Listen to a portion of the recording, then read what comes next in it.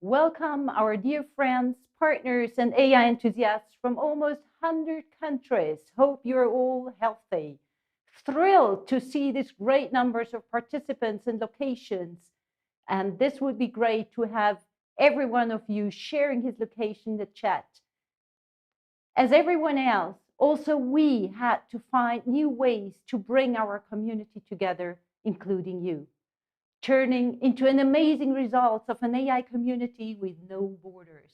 Together, we have been inspiring AI thought leaders and AI enthusiasts around the globe to share their knowledge and their expertise with all of us. First and foremost, I would love to thank you all in the name of Andy and myself and our great team for your support and your trust. Trust is fundamental to everyone's AI journey. Trust is not only for the technology, but also in the team, the management, and the whole company. Finding the right focus, creating a vision, managing expectations, attracting and building talent, developing technical infrastructure, building external partnerships and internal networks, while also taking ethical aspects into consideration, are only some of the most fundamental components of entrenching AI in an organization. AI Center of Excellence is a seemingly complex puzzle with lots of pieces needing to fit together. At this event, leaders and experts join forces to put the pieces of these puzzles together, and with that, create clarity about the requirements of setting an organization off for an AI journey successfully.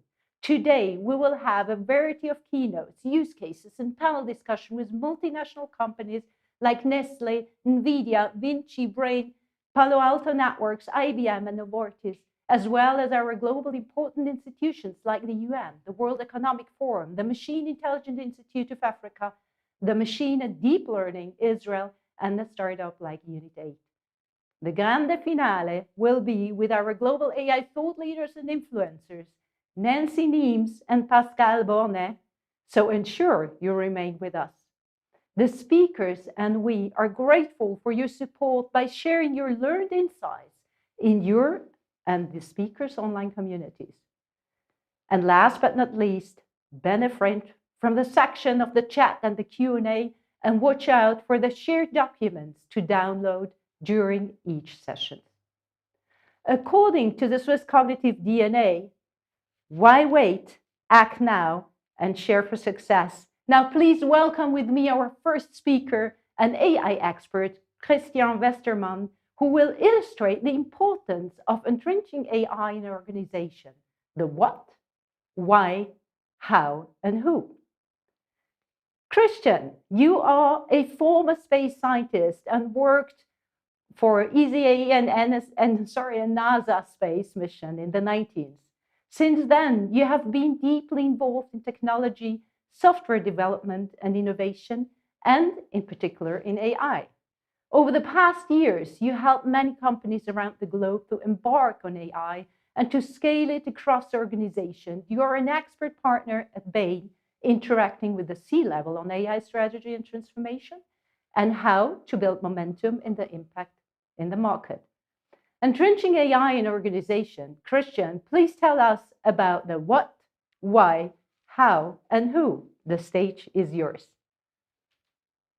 Thank you very much. And I'm very happy to be here and to give the keynote on this very special event on how to build up an AI Center of Excellence. In the past years, as you've heard, I've been working with many companies from different industries on strategic and operational AI topics, banks, insurances, pharma, health, but also manufacturing and consumer goods.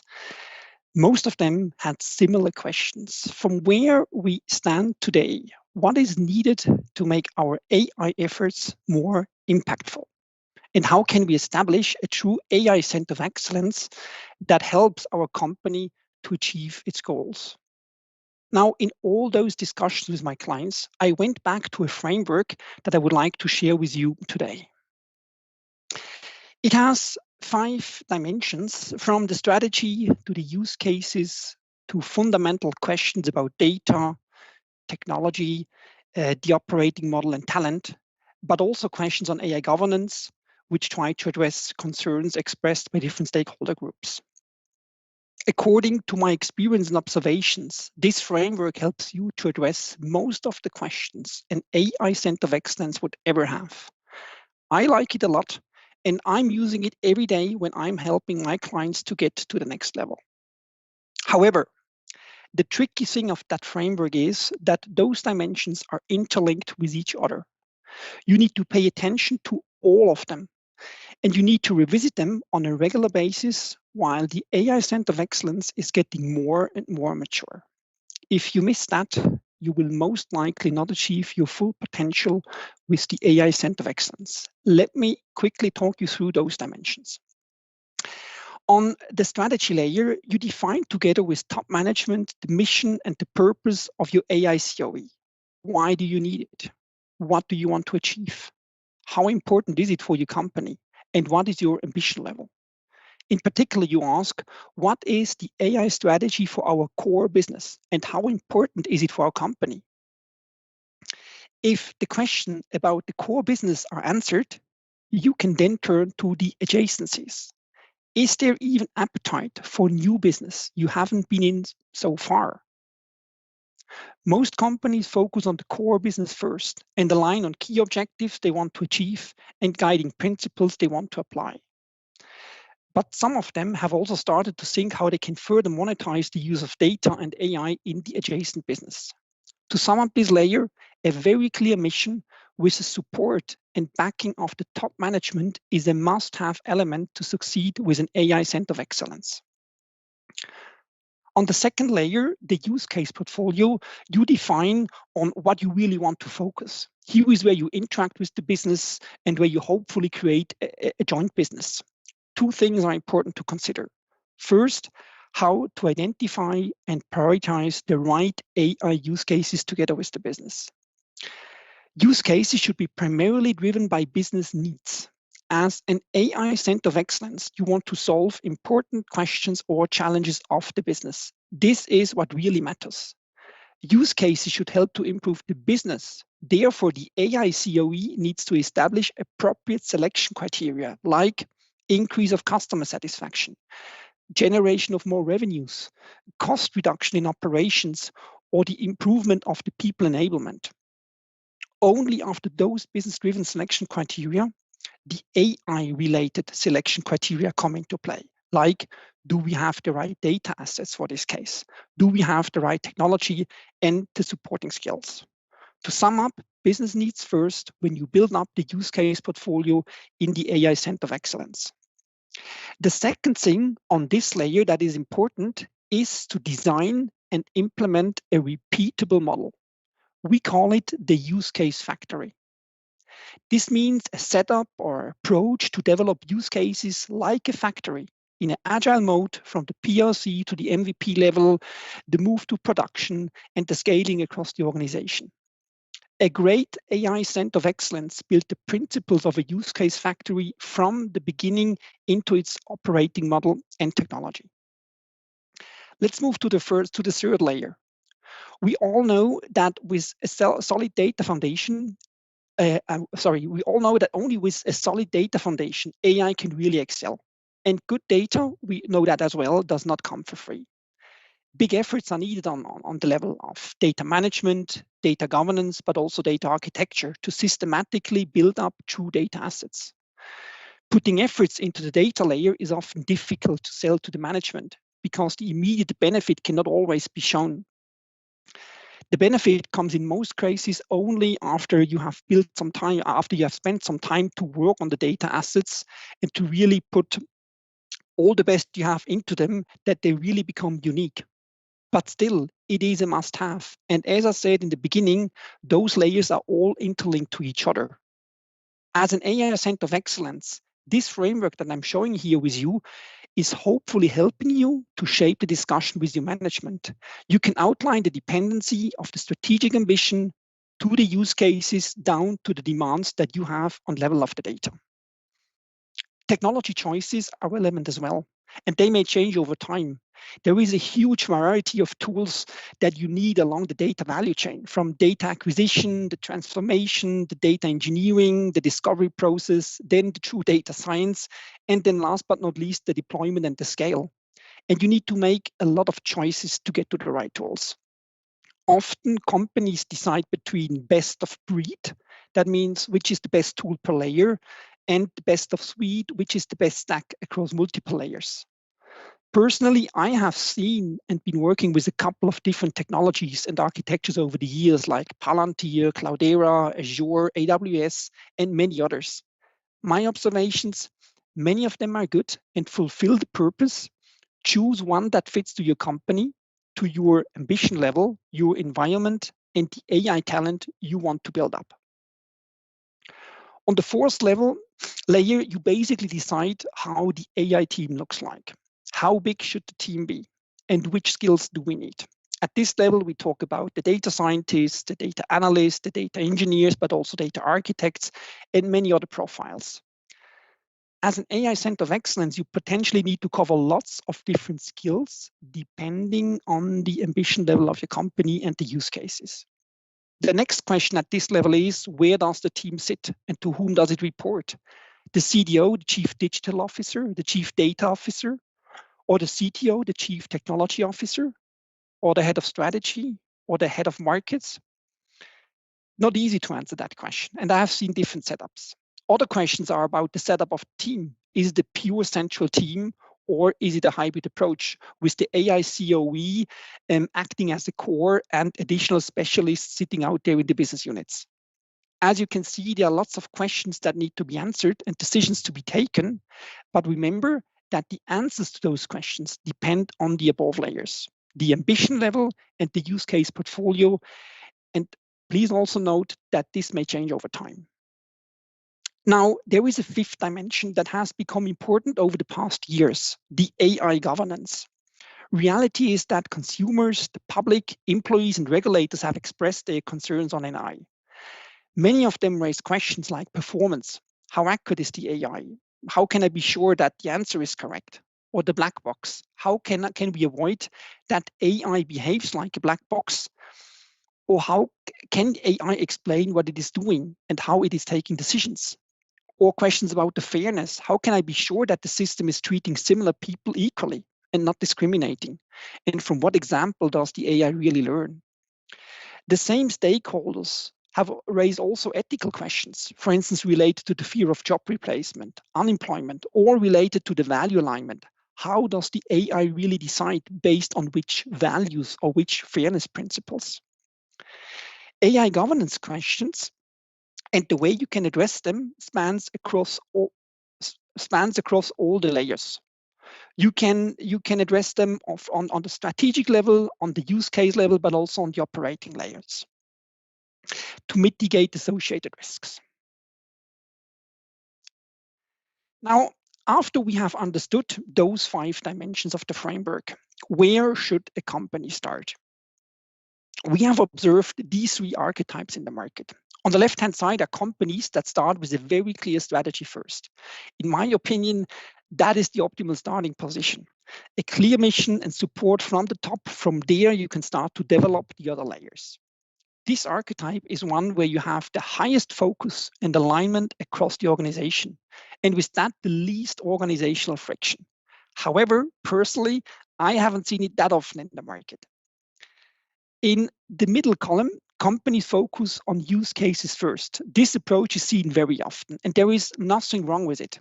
Companies have often great ideas from what they hear from their competition or from improvements they see in individual business areas. And these companies have usually built up a backlog of ideas. And with that, they approach the AI Center of Excellence to explore how this can be turned into new POC or MVP.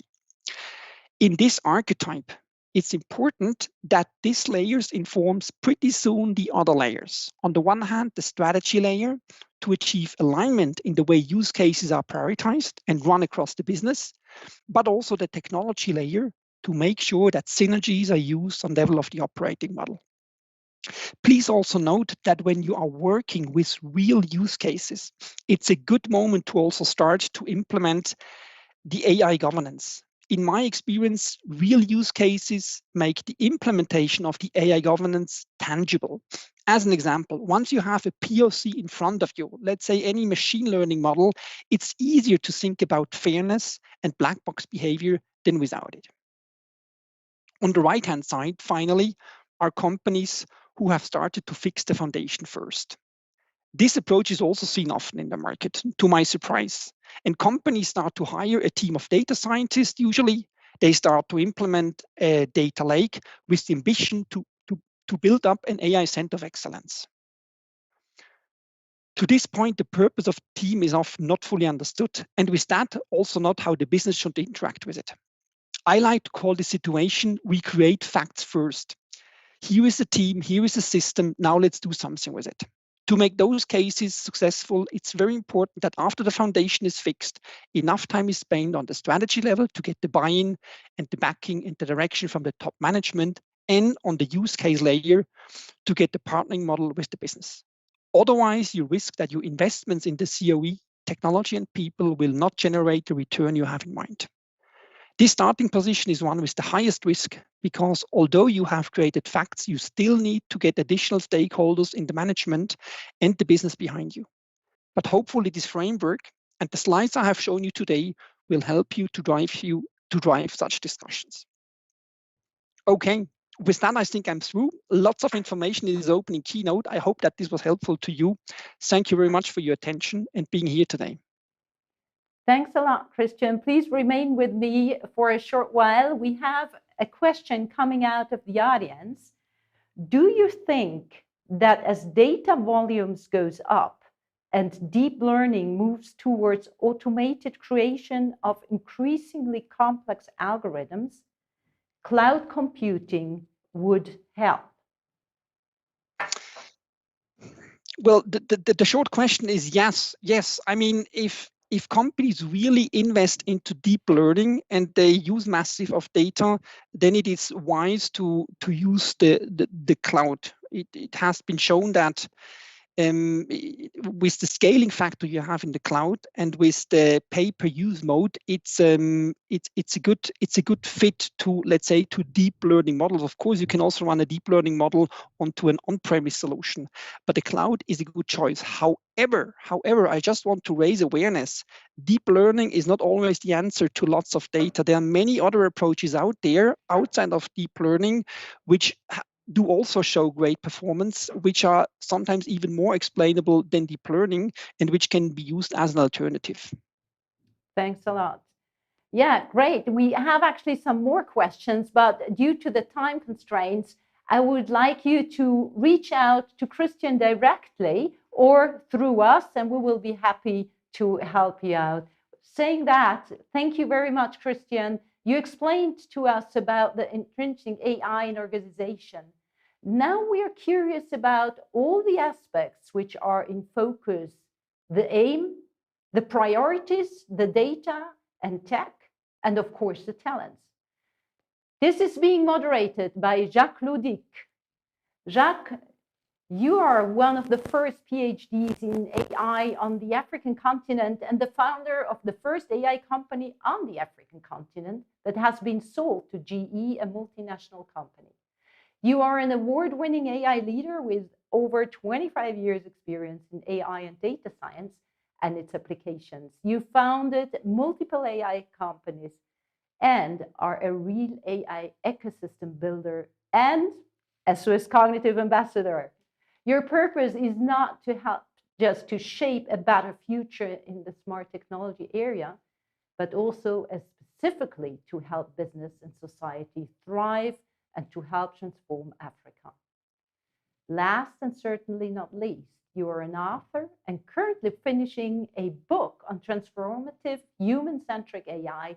And I'm looking very much forward to invite you, Jacques, to present your book as soon as you are ready. With Jacques on the panel, we do have also John Kamara. Your love for AI has led you to work for some of the top companies in the world, as well as your drive into entrepreneurship. As a fan of the world, you started the AI Centers of Excellence in Nairobi with a goal to develop 6,000 AI engineers across 6 African countries over the next 4 years.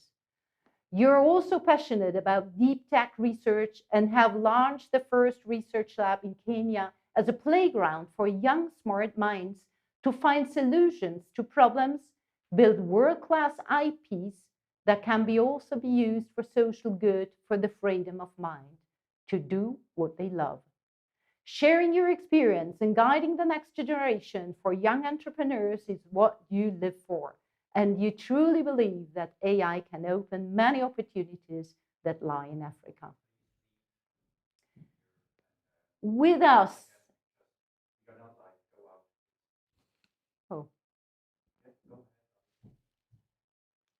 sorry, just lost my mic. Additionally, we do have Amitabh Singh. You are CTO in EMEA at Palo Alto Networks for advanced AI and machine learning, based security and analytics for enterprises. You worked for companies like Credit Suisse, JVs, IBM, HSBC, and GE. You're also the regional ambassador for Switzerland for the Beth and Richard Branson, promoted by Global Business Blockchain Council. You're an engineer with vast experience in technology and consulting. You live in Zurich, actually next to us, have 2 daughters. The older one plays tennis in the national level of Switzerland, and the younger one is the co-founder of the nonprofit Girls Can Code, whom we had the pleasure in the past to have on stage with us too. Amitabh, you are a crypto and blockchain enthusiast and a guest lecturer of the security at various universities in Switzerland. Now it's my pleasure to introduce you to Karen Silverman. You founded an expert-based consulting group to advise leaders in business and governments on how to better governance and oversight of the AI and other frontier technologies that they are bridging into their operations. You're also a lawyer by training, now focused on the broader set of strategic and risk issues associated with these breathtaking technologies. Alison Lones, you are NVIDIA's first female solution architect in Europe since 2015, now responsible for developer relations across EMEA region. You consult on a wide range of AI applications, including planetary defense and space exploration with NASA, ESA, and the United Nations, working closely with the community of AI researchers around the world. Jacques, the stage is yours with your panelists.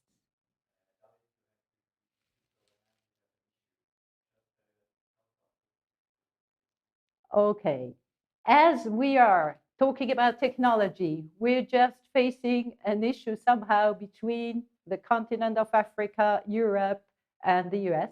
We are working on that. So in the meantime, I'm just gonna talk a little bit more about what we did in the last 12 months. So as you know, SwissCognitive is a platform that shares and connects between all the stakeholders in the ecosystem. And what we had to do last March is to jump on the train in the online world. So what we did is we just built a streaming live studio in our small little startup office. And once we will be there, we will give you some picture from where we're screening. And I must say, for me, it was quite a journey to get into kind of a streaming TV situation. It's a very strange situation. If you talk to people you don't see the reaction. And actually, what I'm missing most is the communication with all you guys after the event or during coffee breaks, because I would just love to see and hear your thoughts. Saying this, I would love also to ask you if you have use cases, insights, if you're experts in your industries, please reach out to us. We will be more than happy to see how we can involve you in the agenda of our cognitive virtuals. As mentioned before, we had the chance to break the borders. There are no borders anymore. We have the chance to onboard everyone around the globe, no matter where they are. I think the only difficulties that we have are the time differences. Besides that, it's all about us getting together, exchange experience and knowledge, support each other, and make this world with AI for a better. Now, I hope that we will be able to go on. I know talking is definitely one of my core competences, but even me, myself, sometimes getting into a situation where I actually don't know. I'm talking to the camera and waiting for the panelists to onboard.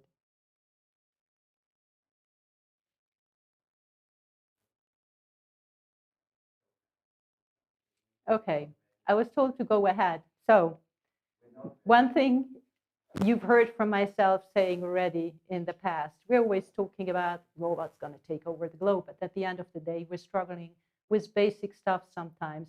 But at least I think this makes us really authentic, and it shows us the dependency also that we have on all these little things around the technology, from connectivity to whatever. So in case you don't see, I'm getting really hot in here.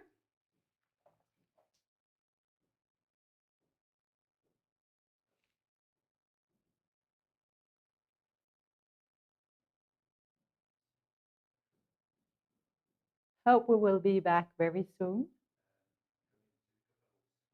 Okay, we're going to switch quickly from this panel.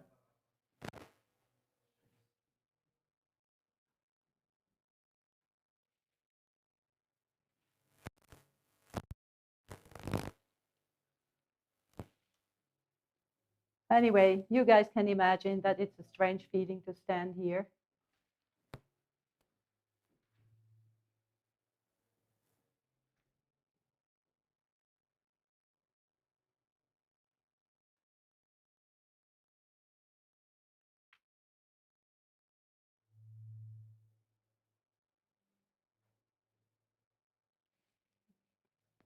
It's always a challenge when you have these pitfalls. Somehow you have to bridge it, and it's not always easy. So I just hope that you guys remain with us, and I'm sorry for that, but at the end of the day, a lot of things can always happen.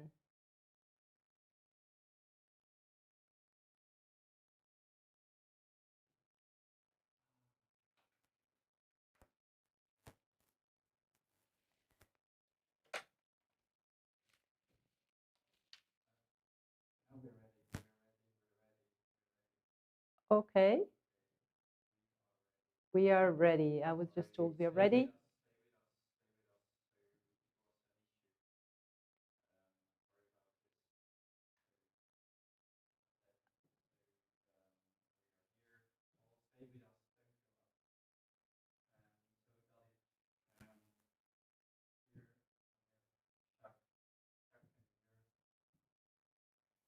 Okay. Daleth? Yeah, Not sure great. if you can hear her. Great. We solved the problem. Thanks a lot. I've just received a new invitation for the stage, so I'm leaving again for the third time. Third time lucky. Shoot. Okay, Jacques. You have a phenomenal stage behind you. I think next time I'm going to join you. Oh, new one. I see there's a new invitation. Okay. So yeah, I'm going to join that one as well. Yeah, it's on email. It's on email. Can you send that?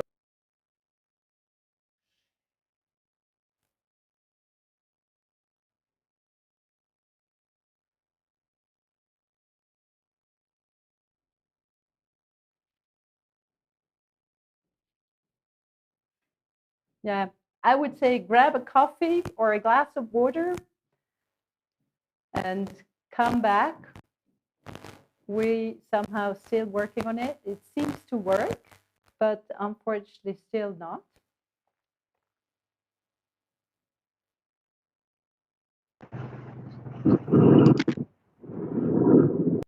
Hi again.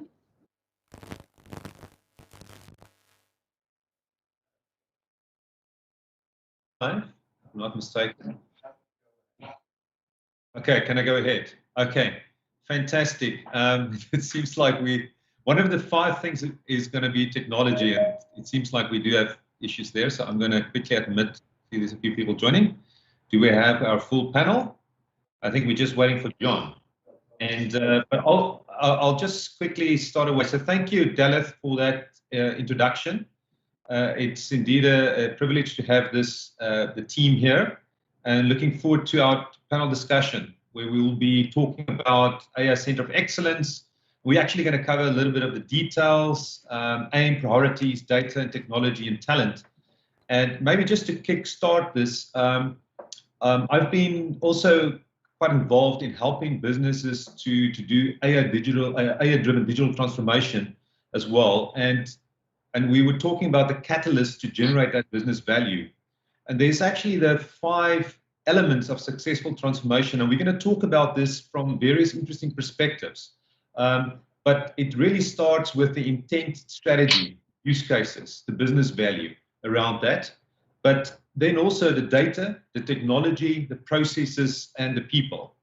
And today we're going to dig into these 5 pillars, but we're also going to relate to practical aspects, and we're going to color it in from different perspectives. So I would like to start with Karen.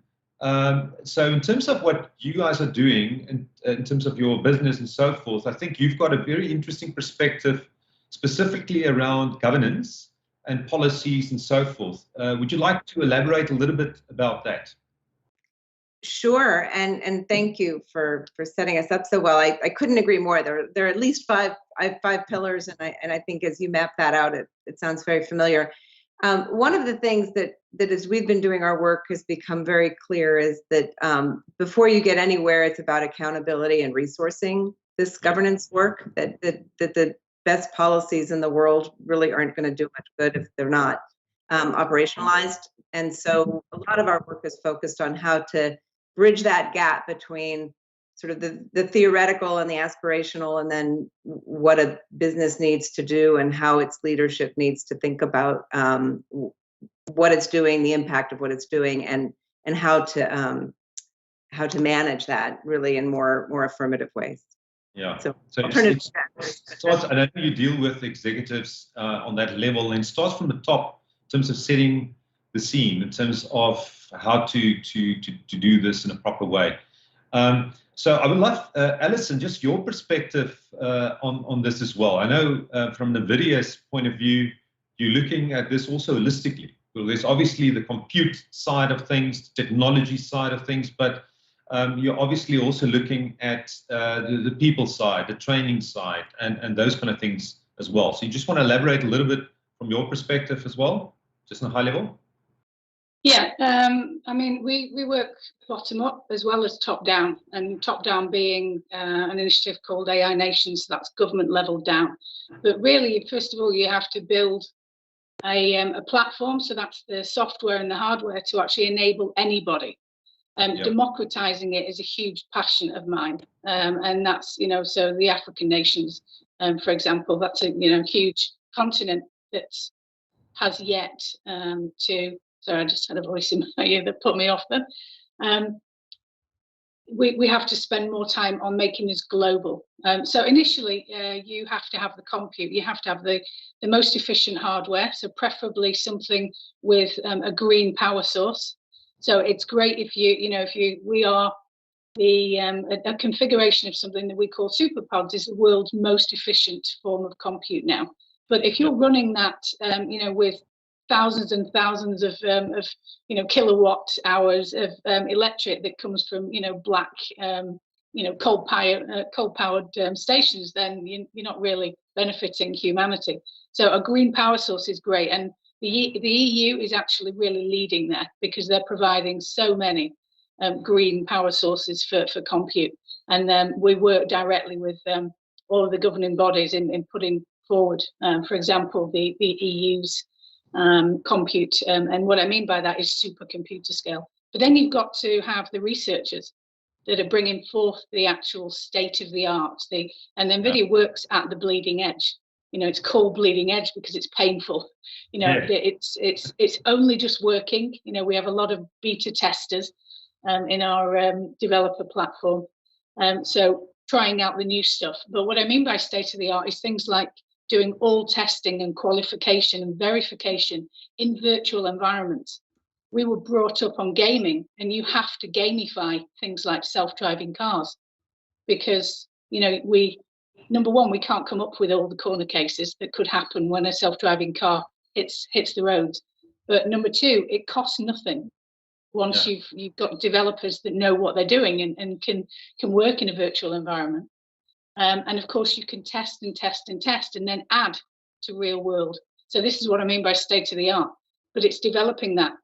However, you need an equal and diverse developer network. And you know, ultimately for end users, otherwise you're just going to get it wrong. It's as simple as that. Innovation will fail if you don't, you know, have it developed for an equal and diverse end, you know, user base. Yeah, Alison, thanks for that. Amitabh, you coming from cybersecurity, we know all cybersecurity is hugely important. We know the role that AI is also playing there on the defense and attack side, red and blue teams, all sorts of different things.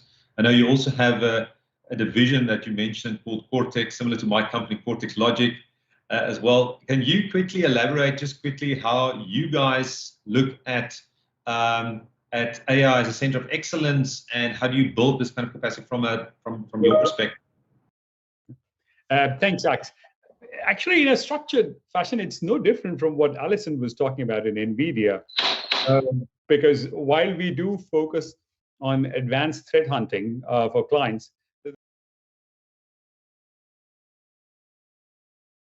try and create is we create a platform which is built around defining what kind of threats are there in the market through our platform. We are able to then articulate that to our clients.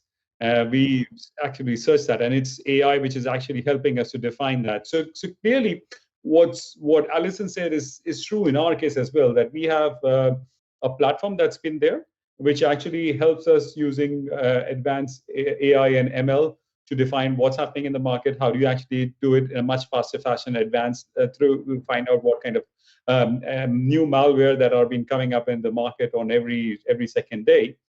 But the usage part of it has to be something that has to be there with the end users and with the companies who we actively work with.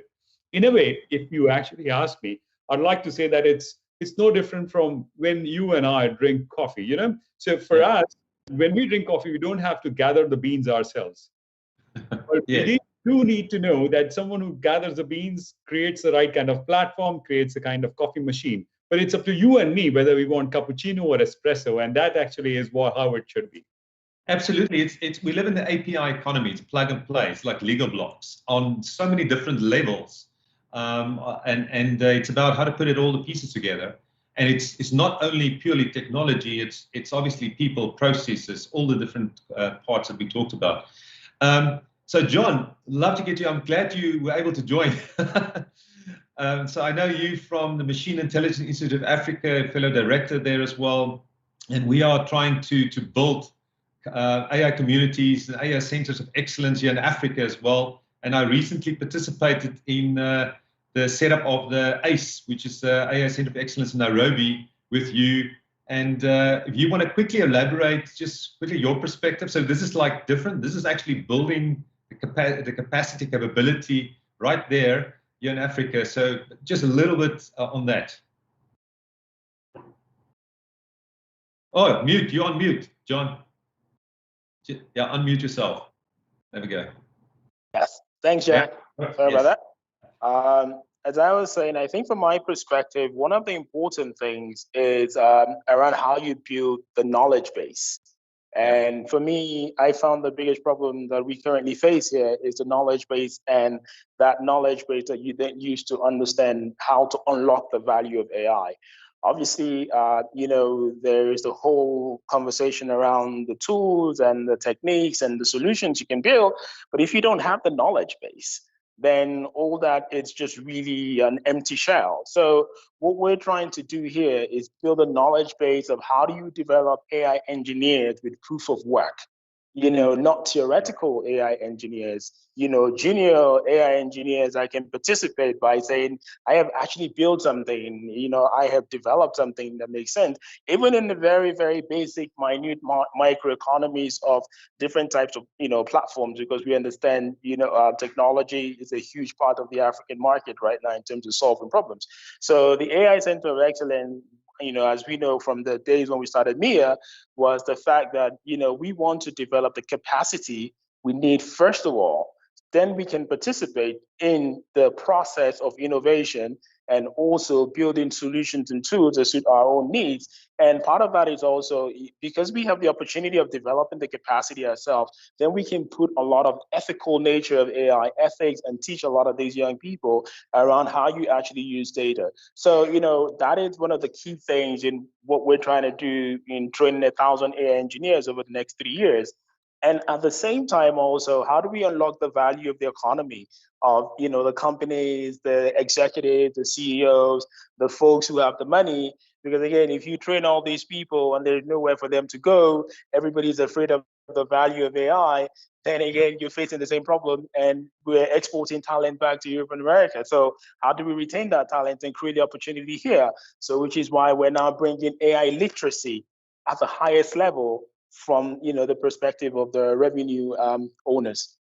Absolutely, John. And I'm quite sure, I think I know what you're going to say right towards the end when we say, what is this one thing that we should be doing? Karen, just quickly, do you think it's too soon for AI governance? Oh, not at all. Not at all. And in part because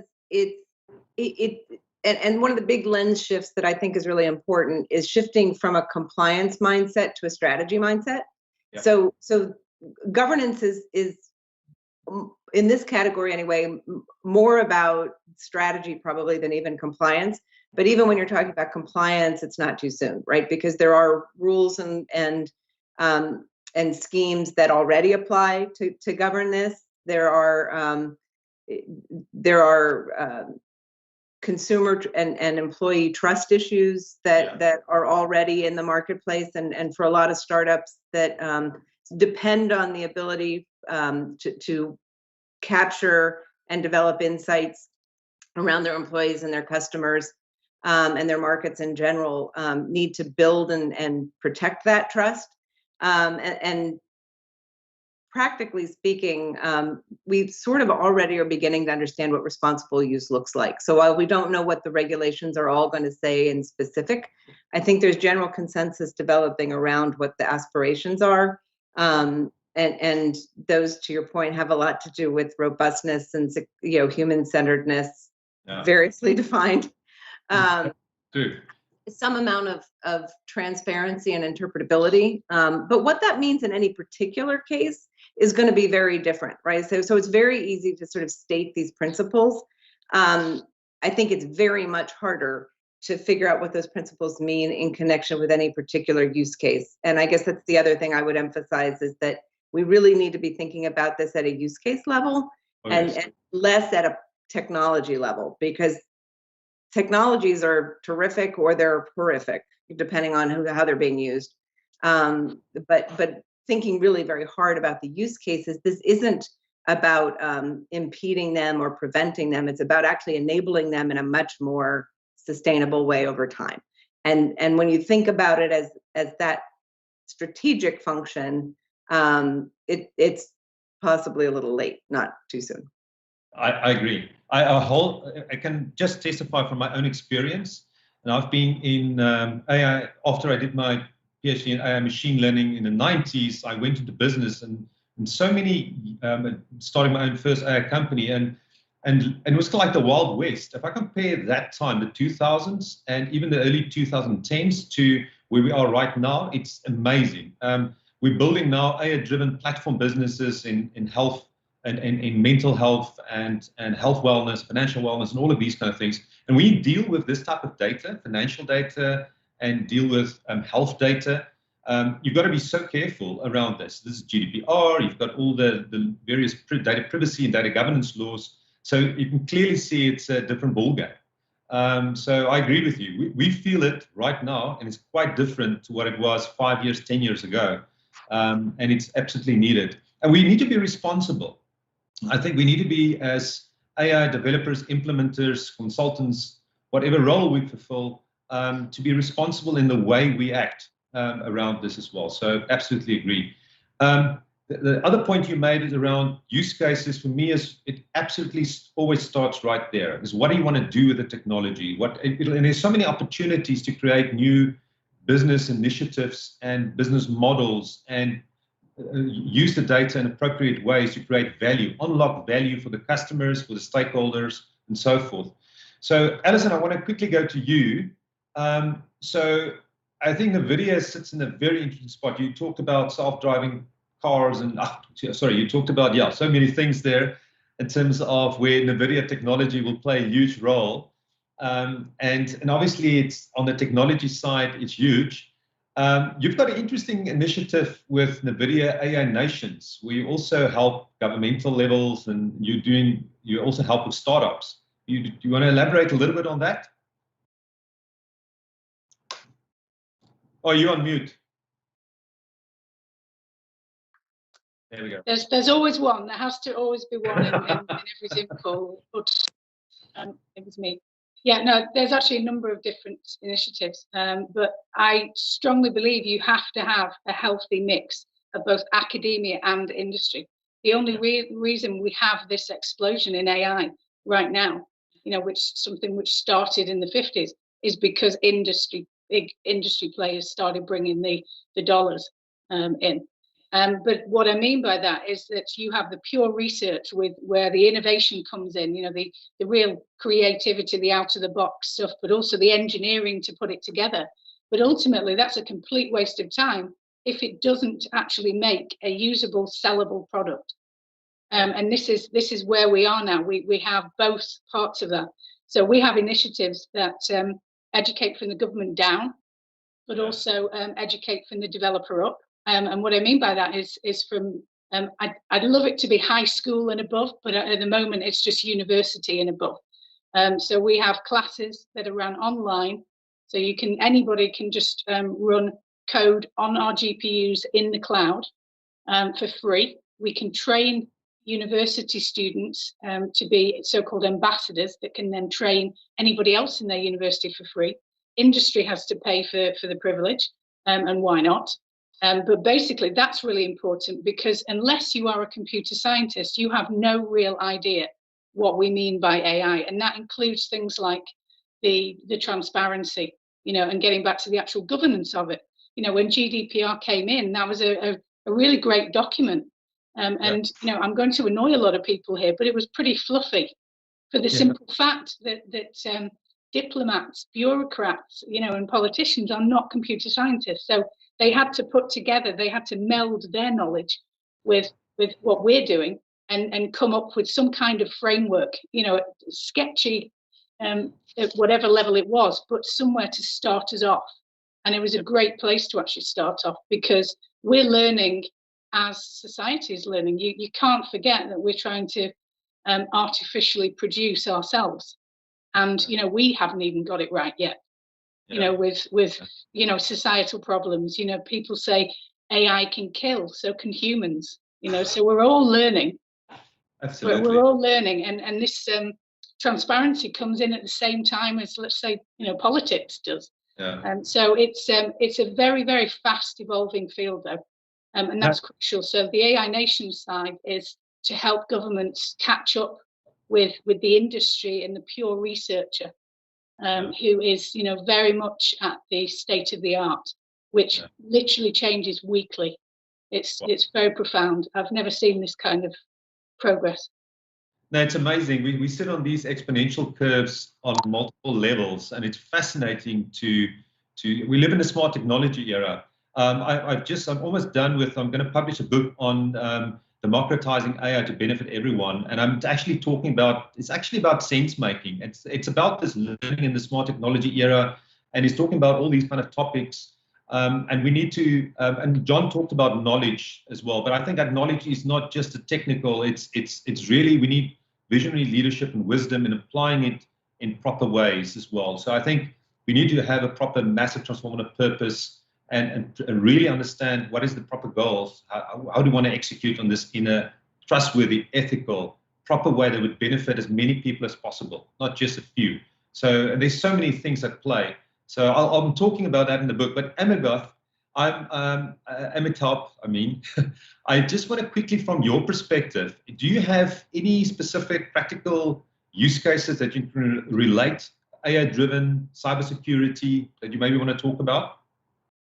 Yes, actually, I can give an example, which is something that I found really interesting that I came around this.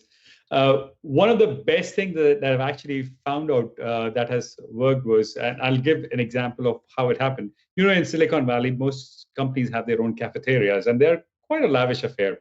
So we know that Google has an amazing cafeteria. You just go in, you can get whatever you want, and you eat, and then you move out. There's another Silicon Valley which did not have their cafeteria. It's called Stripe. It's a payments company. And it's not that they were not able to afford that, because they are now a megacorn, because they are valued at over $100 billion. They're about to go public. But the idea for that was that they want to understand how micropayments are actually made. So they weren't interested in coffee, but they were interested in how exactly the process of getting a coffee across for a micropayment is made smoother for a user interface. And they started to practice it on themselves. And I think that's where most companies would have to start realizing that certain things you might want to do it because you need to understand what works for you, and certain things you need to outsource because it may not be core for you. And that may be different for you based on what your experience is. And I think AI, that way, for a lot of companies, would become an extremely important use case to understand how do you structure that out? What parts of AI you need to outsource, and what parts you need to in-source within your own environment to manage it. And it's true for security as well. There were times when we were thinking that we could create this entire knowledge base inside the company, but we have started to realize that the amount of information that's out there and skills required cannot be just managed by one corporation alone. And that's where I think AI is going to be fundamentally important for us. But having said that, I completely understand from a governance perspective too, that there are challenges, and in security, it's even much more than that. We are talking about offensive weapons that can be developed using AI. So I think the ethical standards and the ethical discussions would start coming into play in cybersecurity domain if they're not already being talked about right now. Okay, fantastic. They are. We're just going to quickly give everyone a few seconds to just say what is that core idea. I just want to quickly say, Amitabh, we need to be super agile. So sometimes you need to partner, you need to move fast, and you need to partner, I think, especially if you don't have the capacity internally. John, you want to fire away? What is your key thing that you want to talk about? You can also reference AFIA record if you just want to say something about that as well. Go for it. I mean, I think the quick thing is, first of all, knowledge acquisition, training knowledge, developing knowledge in the ecosystem, looking at GDPR strategy and compliance as a mesh network. Because I think all the way that it's been put together now, like you said, it was put together by people who didn't really understand what we're talking about most of the time. And finally, how do you use data then, which is a huge part of AI to solve problems, which is what we're doing with AFIA Record in the health space to develop a healthcare platform, an EHR platform that uses then AI from the data collected to actually solve problems and provide precision healthcare in a small village in Africa. That is an application. When you're taking the basic software, you're making it smart, collecting the data, and you're saying in this village, you don't have doctors, but this platform can actually help the nurses create precision healthcare. Fantastic. Karen? Really, it goes back to that strategy point and to understand that this is as much about the people and the data as it is about the technology, and the effective AI implementations figure out in context how to bring those things together really well. And we can do this. We know how to do that part of it. And so this is possible. Yeah, I agree. Absolutely. Alison? I spend a lot of time with applications of artificial intelligence in space, and providing this technology for all is really, really important when we start connecting AI with satellites and the terabytes and terabytes of data, and bringing that down to the mobile phone user. Because in my spare time, I also work with people who are far less fortunate than the Silicon Valley folks. Kenyan Maasai, for example. They're pastoralists, but they equally have mobile phones, and they can easily go to a cyber cafe, an internet cafe. But bringing the technology to everybody, and that includes from space, from orbit, the satellite data for Earth observation, for disaster response, is really, really important. So that's providing software to everybody and enabling schools and universities, and having that healthy mix of industry and academia to broach those ethical problems. Fantastic. Amitabh, few seconds. AI is extremely important, we know that, but I think beyond, once you've created those use cases around AI, make sure you invest substantial amount as well in terms of security around that. That's clearly important for that. And of course, when you're doing that, don't forget the compliance and governance aspects of it. Absolutely. Thank you very much for all your contributions here. It was excellent. I would love to see, just a personal vision is that we democratize AI to benefit as many people as possible. So you can read more about that in the book as well. But thank you very much for your participation. Really appreciate it. And over to you, Della.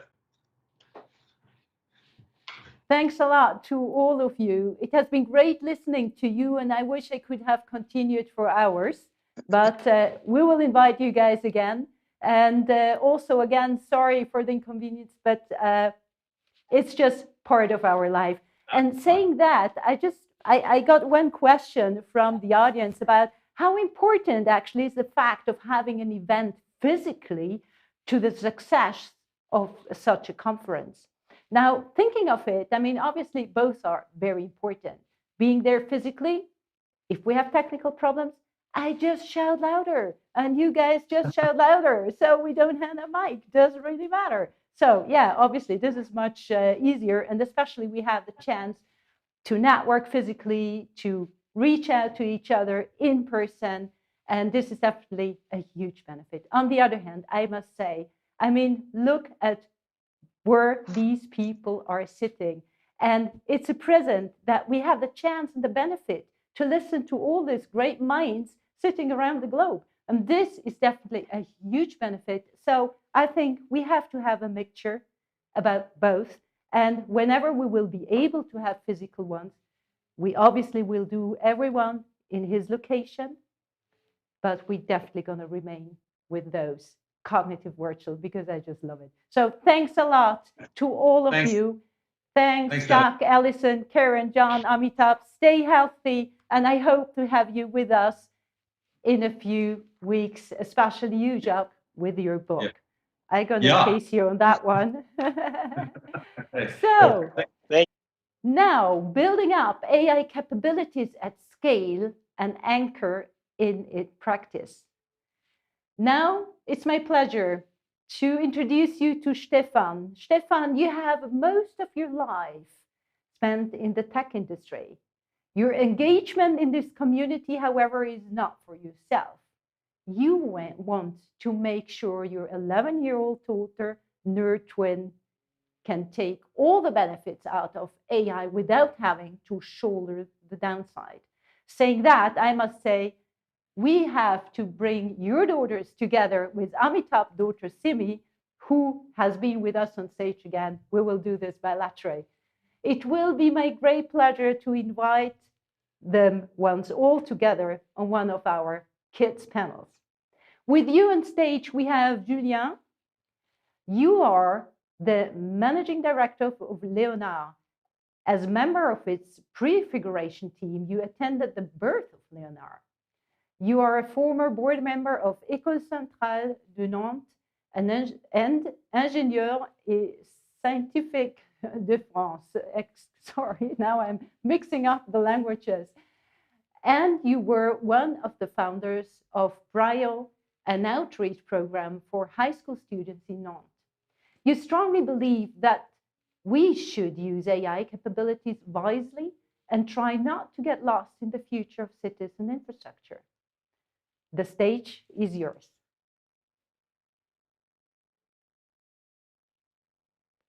For this introduction.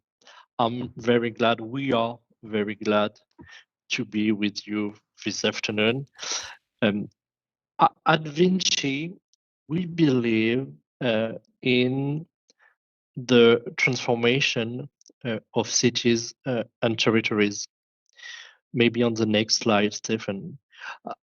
As an investor, as a builder, an operator of building and infrastructure that help to improve daily life and mobility for all, we are at the heart of challenges today world is facing: mobility, energy, environment, and community life. And drawing our entrepreneurial energy of our to more than 200,000 employees, our goal is to be useful to people while carrying the planet. VINCI strategy is based on the joint development of its two core businesses, concession and contracting, as you can see it on this slide. And because VINCI businesses are positioned at the intersection of mobility, urban development, and energy transition, they will benefit from substantial and sustained investment designed to address long-term trends in these sectors. Our goal is to open new source of value creation by connecting its range of expertise as an investor, a builder, an operator, a service provider, to build a comprehensive solution for these challenges. We are a multi-local group operating in around 100 countries. VINCI Concession is Europe's leading transport infrastructure concession operator in motorway, airport, rail, and stadium. And VINCI's contracting businesses, such as VINCI Construction, Eurovia, VINCI Energies, brings together in 3,000 business units a matchless array of expertise in energy and information technology, in road and rail works, and building and civil engineering. And especially in Switzerland, VINCI Energies aims at accelerating the energy transition and digital transformation for its clients through three main brands, as you can see: Actemium, Actions, and Etavis. On the next slide, our world is changing. Cities and territories are faced with multiple challenges: climate and ecological imperatives, digital transformation, new societal expectation. We do believe that innovation and entrepreneurship are one of the key sources to build the answers to these challenges. And this is why we created Leonard more than 4 years ago. Around six issues, we decided to carry out a foresight agenda to draw up an exploratory medium-term vision and operational declination in scenarios and transformation projects. And naturally, we worked on the impact of artificial intelligence technologies on our businesses and the opportunities for collective value creation that this technology allowed us to accelerate. I would like maybe to share with you two convictions of this exploration work. The first one is that artificial intelligence technologies are going to impact all city and infrastructure industry. We don't really know what origin, we don't really know in what depth, but they will be at the heart of our operation. Maybe the second conviction is that the achievement of the potential of AI is not a technological issue. It's a matter of business expertise. It's a matter of knowledge from the field. It's a matter of formulating objectives for improvement or transformation. And we have therefore decided to mobilize our entire group, all its business units, all our employees around acculturation process, expertise, and project, as you can see right now on the slides. Acculturation to train our employees and demystify this technological field. Expertise to deepen our know-how and network our business experts. Project, because it's through the project, it's through projects and through the use cases that we are convinced that the transformation process must be structured. This is the ambition. This ambition has thus been translated into the program that I am about to introduce to you. Stefan, after me, is going to present you the projects we are carrying out, but before that, maybe let me share with you some structuring axes of this program. We act as an accelerator, supporting and training all the candidates, all the business units in all the needed aspects to develop an AI program. We start project only if a business unit is fully committed, if it provides human resources to develop the project, as well as the management is convinced that the project is worth implementing. The data must be accessible prior to joining the program, because no data, no AI, so no AI program for us. We provide more than 40 lessons to the candidate, which represent more than 300 hours of training. And we only support projects that can be industrialized. So an exit roadmap is provided to the team at the end of the program so that they have guidelines to follow. With these convictions, we successfully support each year 10 to 15 projects, of which Stefan will share with you some examples. Stefan, I leave you the screen. Thank you very much, Julien. Good afternoon, everyone. As a CTO here in Switzerland, I'm very happy for the support of the organization of Leonard in France, of Julien's personal support as well. Before I go into the exact examples of what we have done so far, a little choice of program, just a quick overview on how we have structured the process. Basically, what we do every year since the inception of that AI program, we are now in the third year of the AI program of the application in the field. In the second and third quarter, we call for applications. So we ask our business units if they have ideas where artificial intelligence and machine learning might help them to facilitate their existing business, to reduce cost, or to increase business opportunities to explore fields that they have not explored before. In the months of October and November, the steering committee of the program evaluates the proposed ideas, looks at, how could we build such a solution? Are the data around that we need to provide substantial information into the model? Do we have infrastructure ready, or do we need infrastructure? And Leonard makes sure that our local teams have all the coaching they need to get their application rolling. I'm going to the next slide. I've prepared a list of 15 projects that I brought to you, but I'm only will be focusing on one. But here a short overview of 4 different types of project.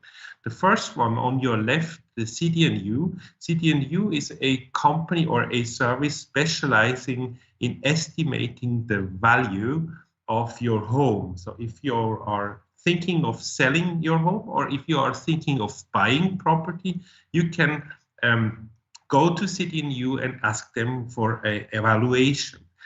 What artificial intelligence brought to CityNU as a customer of one of our BUs is the capability to assess environmental factors into the calculation. You know, the classical estimation of value of property is usually based on square meters and luxury standards, but whoever has bought a house does know that environmental factors like the view, the positioning with regards to public transport, the noise level are substantial elements, and our solution helps CityNU to take those elements into progress and simulate them across a year, across the life cycle of a house. Talking of public transport, the second one, Predict Tram, initially a very simple solution to read sensors in tramways in a French city, to evaluate the results of the sensors and to estimate the wear and tear of the equipment, of the rolling equipment, of the moving parts, the mechanics in such a tramway. That was the initial idea. Now the project team has taken this a bit further, because the good thing about a tramway system is that the ways to move are relatively low complex. So you can basically build a digital twin of your tramway network in a city and simulate traffic on that network all day long. You can simulate disruptions of traffic like power failure or road accidents, and have the operators assist in making better choices on keeping the service up when disruptions are coming up. The third one, the conveyor belt project, is a project where we have drones helping mining companies to detect problems with their conveyor belts. You know, a conveyor belt is usually a piece of plastic rotating and transporting stuff on it, and there's pulleys below who make sure that the material stays straight on that rubber band. And when those pulleys get misaligned, you get disruptions in transport, and you need to send repair people to go and fix that. And the drones are collecting those data, the picture data, automatically, and our solution can compare those pictures taken from the last run and estimate the time until some maintenance is needed on that conveyor belt. And the last one is a cable routing project, and I would like to dig a little bit more into that. It is for one of our daughter companies. A company is called Actemium. Actemium specializes in making industrial processes intelligent. Andy just tells me that we don't have enough time to really go to the presentation from here, but the good thing is you can download the data for this project on how we were able to make the life of cable routing planners much easier and save a lot of money. You can download the handout and read the rest of the presentation for yourself. And that's it from the Leonard program at VINCI. Thank you very much for having us today, and have a great rest of the conference. Thanks a lot to both of you. And yes, that was the right hint. Please check out the downloads and feel free to read them then for yourself afterwards. I have one small question to you, Stefan. How does the integration of AI into various systems impact the complexity of the systems? What we try to do first is not to integrate at all, because we want to get to a speedy result. We want to make sure that that we can industrialize or productize a solution. So we basically just take data and don't care too much about integration. However, once we see that there's a market value to pertain, then we start integrating. And then we go back to the mothership, which is basically our ERP systems, and try to link the data wherever we can. It's not always an easy task, but if APIs and standard interfaces are ready, it's doable. Great, thanks a lot. For more questions, please feel free to reach out directly to Stefan and Julien. Stefan, Julien, thanks a lot for being here with us, and take care. See you soon. Thank you very much. Bye. Thank you. Bye-bye. Saying thank you, now it's a time for me to say thank you guys out there. I just got a screenshot extract of the chat that you guys wrote, that we're doing a good job, that you do believe in what we're doing, and that you also sent me some energy. Yeah, thanks a lot. It really makes me feel better, because sometimes it's quite strange. So now let's have the reality check. Carolina, you are the Global Product Director for New Generation Technology at Nestlé, in charge of industrialization, emerging technology across the group, such as AR, VR, AI, chatbots, advanced nutrition, or voice. You also led the use cases pillars at Nestlé's company's wide AI strategy program. Prior to Nestlé, you were the Chief Operation Officer of a New York City-based startup where you developed and launched an app ecosystem to match taxi supply and demand in real time. You started your career as a consultant for Alto in France and worked in research and innovation for Siemens in Germany and for Leading Technology Center in Barcelona. Over that period, you published listen to that, over 70 papers in international journals and conferences. Carolina, so great to have you with us. The stage is yours. Thank you for the introduction. Let me just share my screen. All right. I hope you can see my screen. So thank you for the intro, and I'll try to spend the next 7 or 8 minutes talking about what we're doing at Nestlé, right? In terms of a reality check of how you scale AI, or at least try to, in a very large company. And let's start talking what size means, right? Because Nestlé is the biggest company in the fast-moving consumer goods industry. That's one side of the size. The other side of the size is the legacy and the diversity of systems that we have, because we are a 150-plus-year-old company that has grown a lot through acquisitions. So just a few data points. We sell 1.3 billion products every single day of the year in 197 markets. Nestlé is actually over 2,000 brands. Most of them are local brands that we sell in only one specific market, and some of them are super global, like Nespresso, KitKat, Nescafe, or Milo. We employ over 300,000 people, over 400 factories, and over 5,000 production lines. So super huge business, super huge operation. But also when you think of IT, it's huge as well, right? So our e-commerce manages billions. We've got millions of interactions, whether that's calls to our customer service, to interactions for support, thousands of websites, thousands of applications, hundreds of partners. So really a very complex operation from a technology standpoint, which is where you want to infuse AI components, right? So as you can imagine, transformation in such a big company is basically orchestration, right?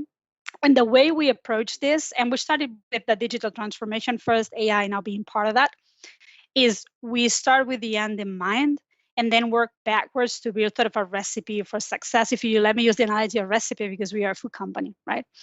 So I want to show you what the end looks like for us, and kind of the main components of our recipe, and a few lessons that we've learned recently as we enhance our digital transformation strategy with the artificial intelligence component. So our end game is basically we want to be a cognitive enterprise. And by that, we mean that we want to extensively leverage biased machine intelligence capabilities And that we want to do that for everything we do, which is essentially, how to automate, respond, react, decide, and ultimately deliver value, right? And we want to do so by end of 2025 to make it more interesting and to stretch ourselves, right? So that's our end game. And how we're going to get there is a recipe. It's an ever-evolving recipe, and I really like kind of how the first introductory pitch framed it, because we're using a very similar approach. And if I go back in time about 4.5 years, we started, very deliberately working on use case test and learns on a number of functions and markets. We are a super decentralized company, so very centralized approaches usually don't work. Hybrid is what usually works at Nestlé, right? So we started with the use case test and learns.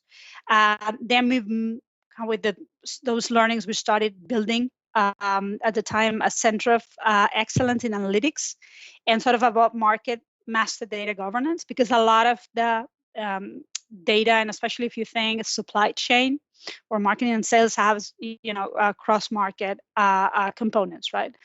With that, we got the learnings to then build an end-to-end data strategy. Sorry about the typo. And which is letting us now, started a few months ago, on seeing what are the buckets of the use cases around analytics, and a lot of them have components that are AI to scale, right?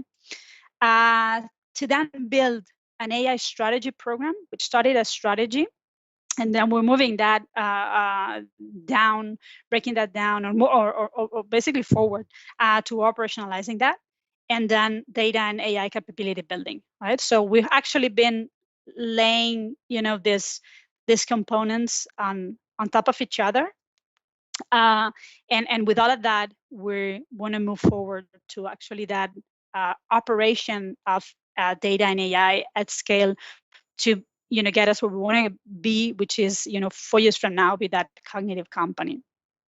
So what have we learned in the process? First learning was, which is an obvious one, by the way, is that we started with quick wins to build momentum, and we picked those that we knew we wouldn't know how to scale, painful as it's been, right? But we have a lot of data. If we handle 30 million calls in a customer care, means we have a ton of data. Most of it very unstructured, by the way. That's both part of the pain. But we knew that we could automate, right?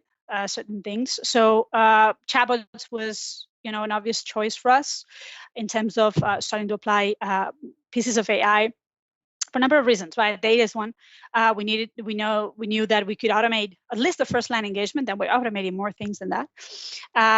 It allowed us for asynchronous communication, and that's really good in a lot of our operations. And we could leverage one of the channels preferred by our consumers, because it's used by half of the world monthly worldwide.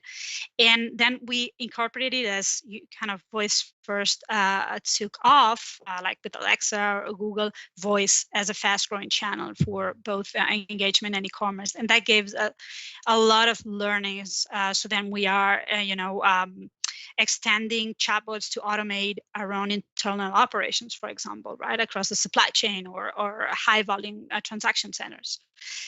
We did the same with computer vision, and more to apply into augmented reality and virtual reality. Again, combining consumer and then sort of workforce use cases. So we started with like fun campaigns, marketing campaigns, to kind of understand the technology and how we might scale that to then move to a more quote unquote serious use cases to help customers choose our products with a visual experience. And we've been very successful selling, for example, Nespresso coffee machines, where you just scan the web and then you're going to place the coffee machine on your kitchen counter, decide which one works for you. To then, something that was really, really fundamental when the COVID lockdown took place, because we have super complex and complicated machines in the factories, and suddenly our engineers were not allowed to travel. So we had to do like sort of telesurgery thing to kind of empower our factory floor workers to actually conduct maintenance that they were not skilled for through augmented reality, augmented instructions and assistance. And we've enhanced that to education, support, and engagement. As you can see, I'm not in the office, I'm home, but we continue to educate people and through immersive experiences as well as traditional ones. So with all those quick wins, I mean, quick meaning quicker than other options, because nothing is really quick in such a big company. We built momentum that has helped a lot in the storytelling piece of then building more complex use cases and convincing the business of the value. Second learning is around data. We clearly need to augment our data landscape because no data, no AI, as somebody said before.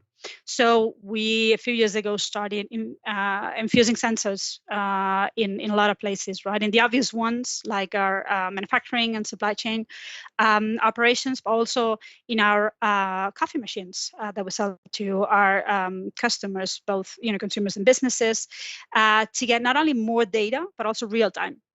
We can do the real-time analytics and build models on top of that for meaningful use cases. So it's not sensors for the sake of sensors, but to actually help our business, usually reduce risks, reduce costs, and in some cases also drive new revenue by understanding better what people want.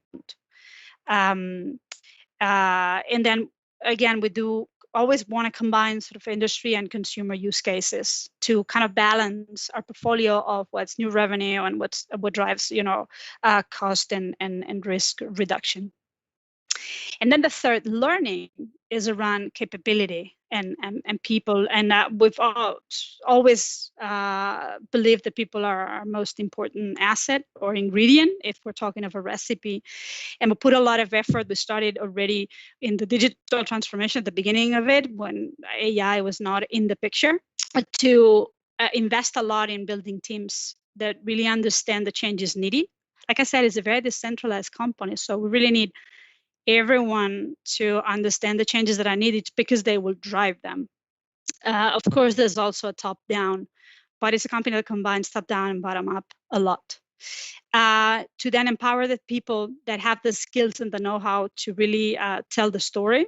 So they hired a lot of people, for example, that Nestlé did a lot of effort in creating, for example, digital hubs with people from other industries like myself. Like I had never worked in this industry until, 4 years ago when I joined Nestlé, and people that come from, different backgrounds, different walks of life, to be able to then understand certain components and then join forces with the business to be able to tell the story that needs to be told for AI to take off, to setting up the right ways for the culture we want.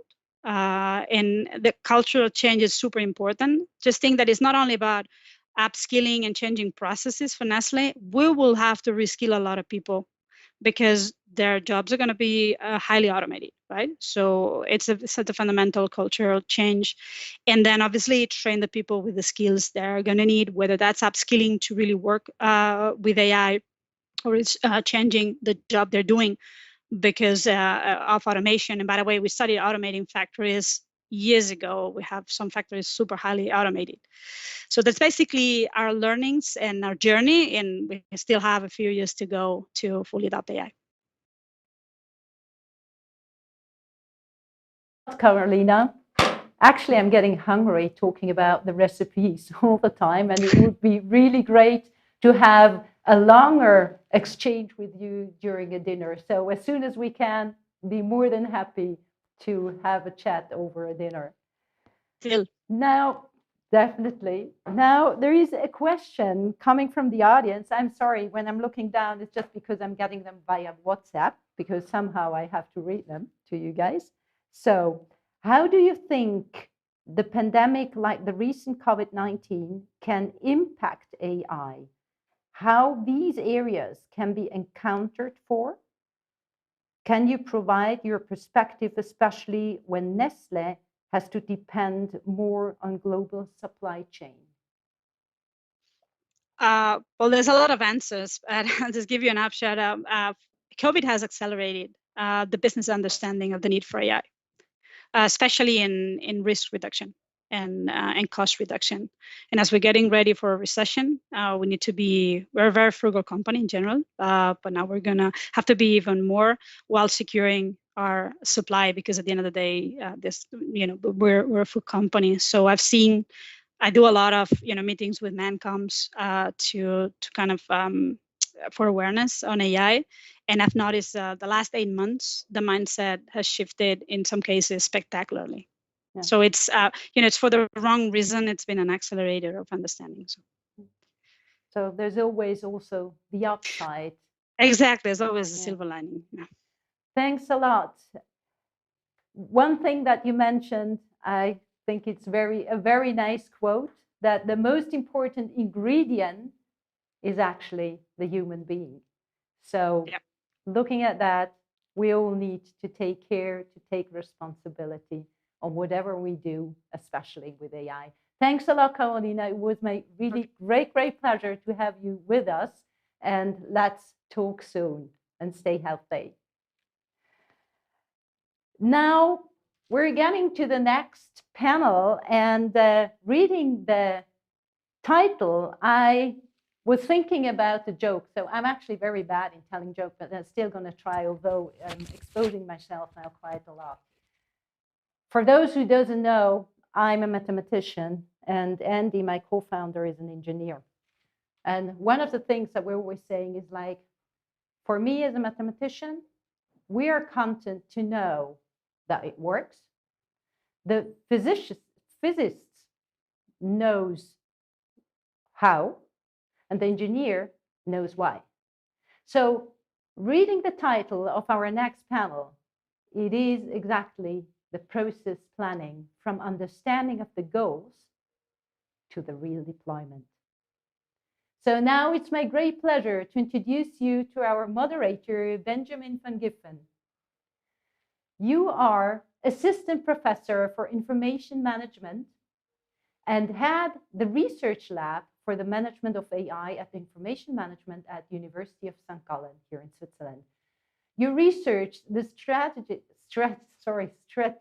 and managing issues in the design, scaling, and operation of AI-driven information systems. Your areas of expertise include the management of AI in business organizations, digital innovation with AI, as well as human-centered innovation of AI systems. With you on the panel, we have Milan. You are a global speaker, author, and startups mentor. You're currently global CIO of SADF WAPCO and also play the role of Chief Digital Officers. Not so sure why it says play, but we're going to hear some more insights from you later. In the past, you held the board and IT leadership position at Volkswagen Group. And today, you are the CIO member of Forbes Technology Council's contribution to the World Economic Forum and winner of several global CIO awards. You also held roles as Electronic Data Systems, T-Systems, and supported Fortune 500 companies like BMW Group, General Motors, British Airways, Visa, Naspers Group, Old Mutual Group, Atlas Copco, Morgan Stanley, and some more. Then we do have on the panel also Marcin. You are the founder and CEO of UNICRI, the company bringing world-class experts with a proven track record in AI and software engineering to solve problems for industries that will experience the most significant breakthrough in the next 50 years. So great to have you with us. Previously, you were a visiting lecturer at the University of St. Gallen for EMBA and Certificate of Advanced Studies in Digitalization.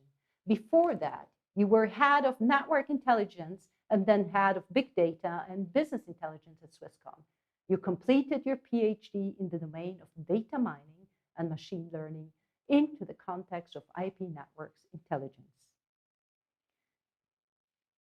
Together with you, we have Claire. Claire, you are data scientist, co-founder and CEO of AI Center of Excellence. Definitely the perfect title for our event. You're based in Nairobi in Kenya. You have a strong background in statistics and have acquired hands-on experience in the implementation of various AI and data scientist techniques to benefit business. You look forward to having AI spearhead a technology revolution in nearly every industrial sector in the world. And last but not least, we have Uri from Israel with us. Shalom, Uri. You're an AI consultant helping companies that want to add AI capabilities to their services and products. You have founded the biggest AI community in Israel called Machine and Deep Learning Israel. The community today has more than 22,000 members who are the leading AI talents in Israel. And we know we have quite some there. You're also part of the National Committee, which are responsible for establishing the Israeli strategy in the AI field. Thanks a lot to be with us. The stage is yours. So Dalit, thank you very much for the warm welcome, and also from my side, a warm welcome to this awesome panel. I very much look forward to having an interesting discussion with you on the process of how to build an AI center of excellence. Artificial intelligence presents whole new challenges to leadership with regard to fairness, ethics, training data, infrastructure, how to create value, and so on. There's a lot of uncertainty and complexity, but also opportunity and novelty in the technology, and this is greatly discussed, right? At the same time, it presents new managerial challenges, and many firms wonder how to scale some use cases or some idea from the lab into productive operations. And this is very much motivating. Why do we need an AI center of excellence? This could be a potential answer to these struggles. And this is what we will discuss today in our panel. I would like to also invite the audience to use the chat. We will happily pick up questions you might raise or comments you will have. And before we dive deep into how to set up a center of excellence, I have somehow the feeling everyone has their own understanding of what a center of excellence is. Claire, maybe we can start with you, and you would be great to share a little bit of your personal background and what is your view on a center of excellence. So what is this animal in the room? Thank you so much, Benjamin. For me, the center of excellence is quite personal, and that's because, okay, for me, the center of excellence is quite personal, and that's because I'm part of the AI Center of Excellence right here in Nairobi, Kenya. And for me, a center of excellence should do a couple of things. And one of them, it should drive innovation in technology. It should drive improvement. It should drive advancement in technological tools. It should do all these amazing things. And here at the AIC in Nairobi, Kenya, we are spearheading some of these things. For once, we're doing something called training. We are training AI engineers right here in Nairobi, Kenya. Our aim is to have 1,000 AI engineers right here in the globe in Africa. We're also doing R&D, which is research and development. We believe that we can solve problems right here in Africa using AI. And finally, we're doing AI services, where we're offering services to businesses and corporates and anyone else who is interested. And I believe that this way, our Center of Excellence and even others to come can help so many. Thank you so much, Benjamin. Thank you, Claire. And Ilan, maybe you would like to continue. And what is your personal take on the Center of Excellence? Yeah, so from my perspective, the purpose and the objective of AI Center of Excellence is definitely to carry the vision of the AI in that particular company. It has to identify the business-driven use cases.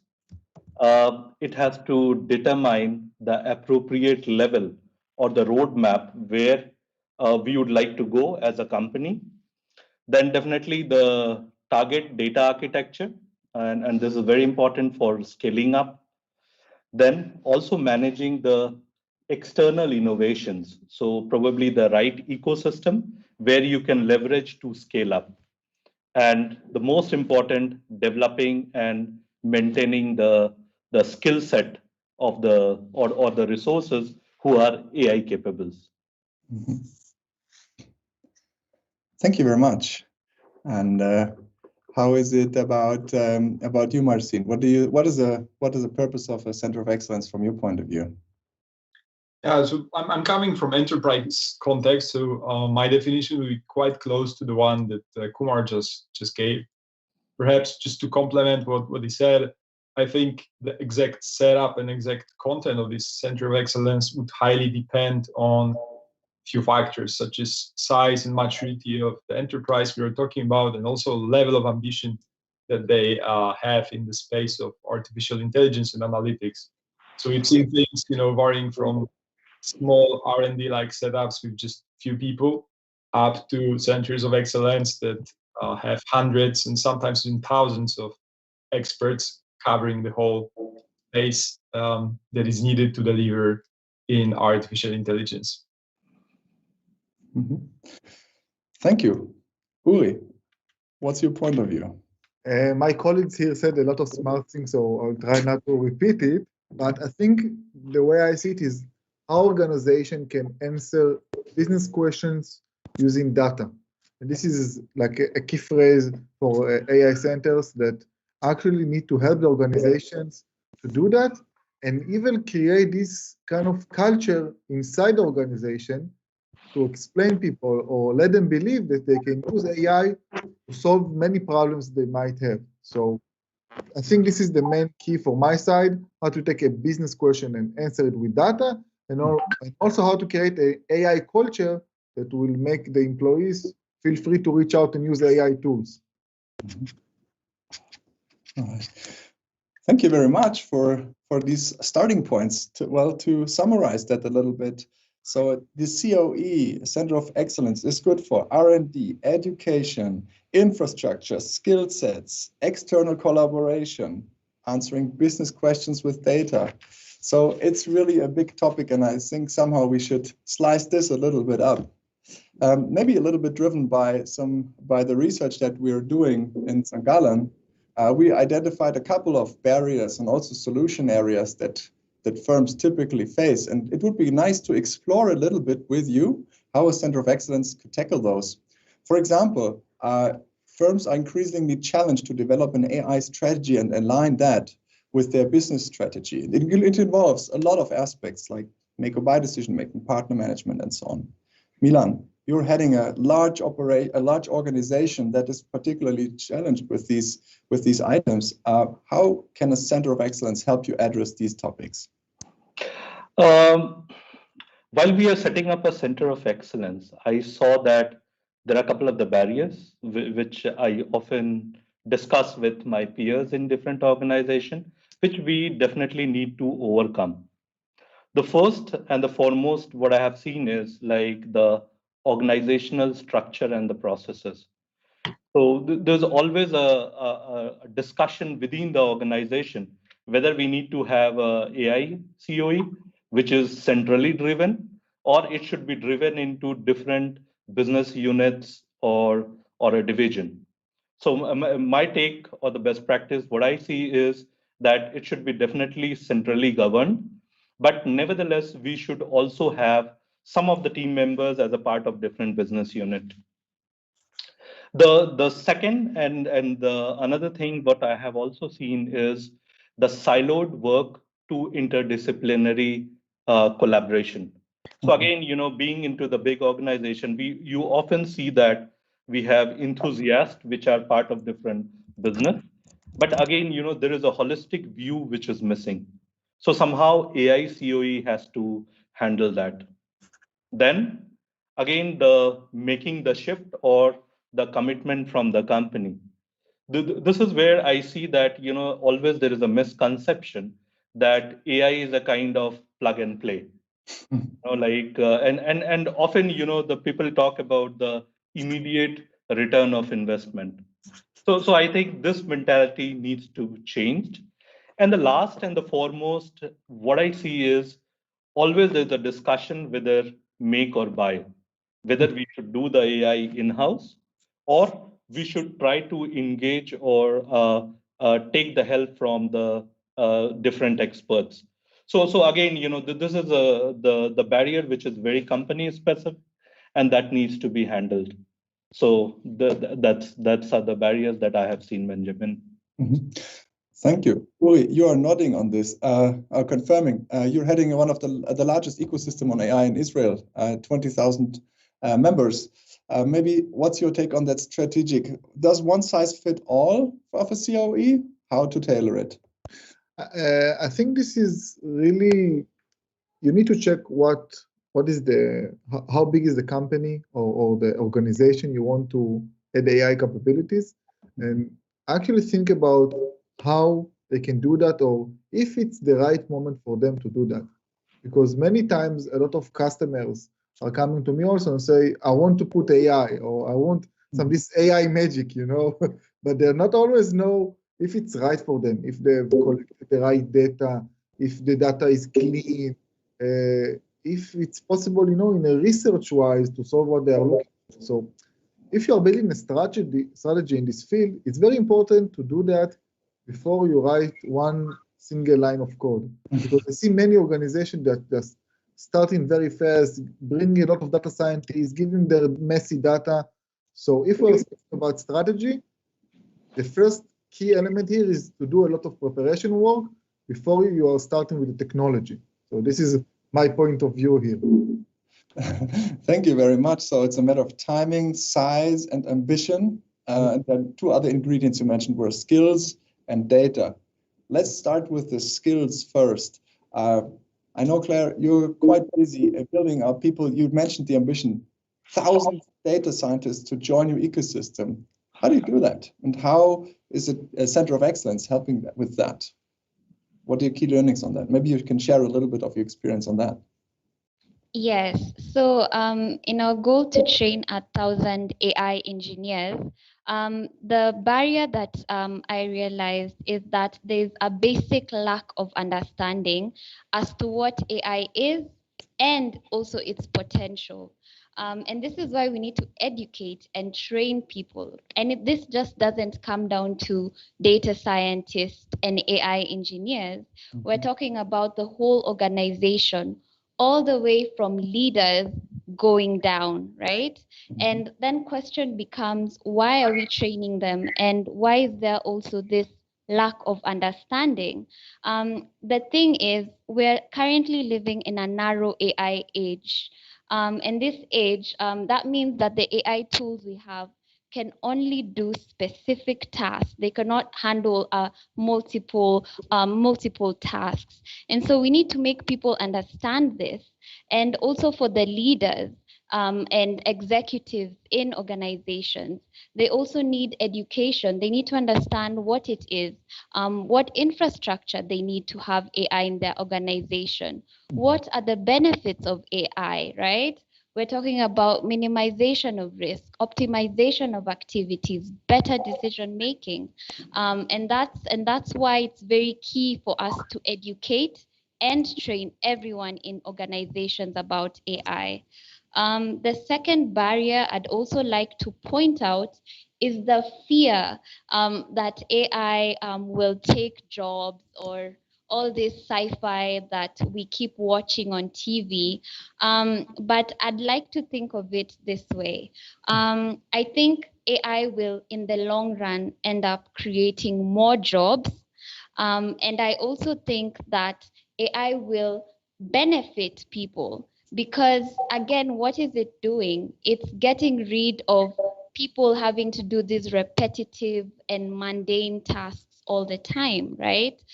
So we really need to eliminate this fear.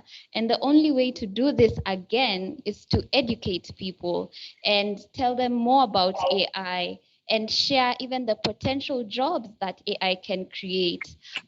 We've had a spike in jobs for data engineers, ML research scientists, data analysts.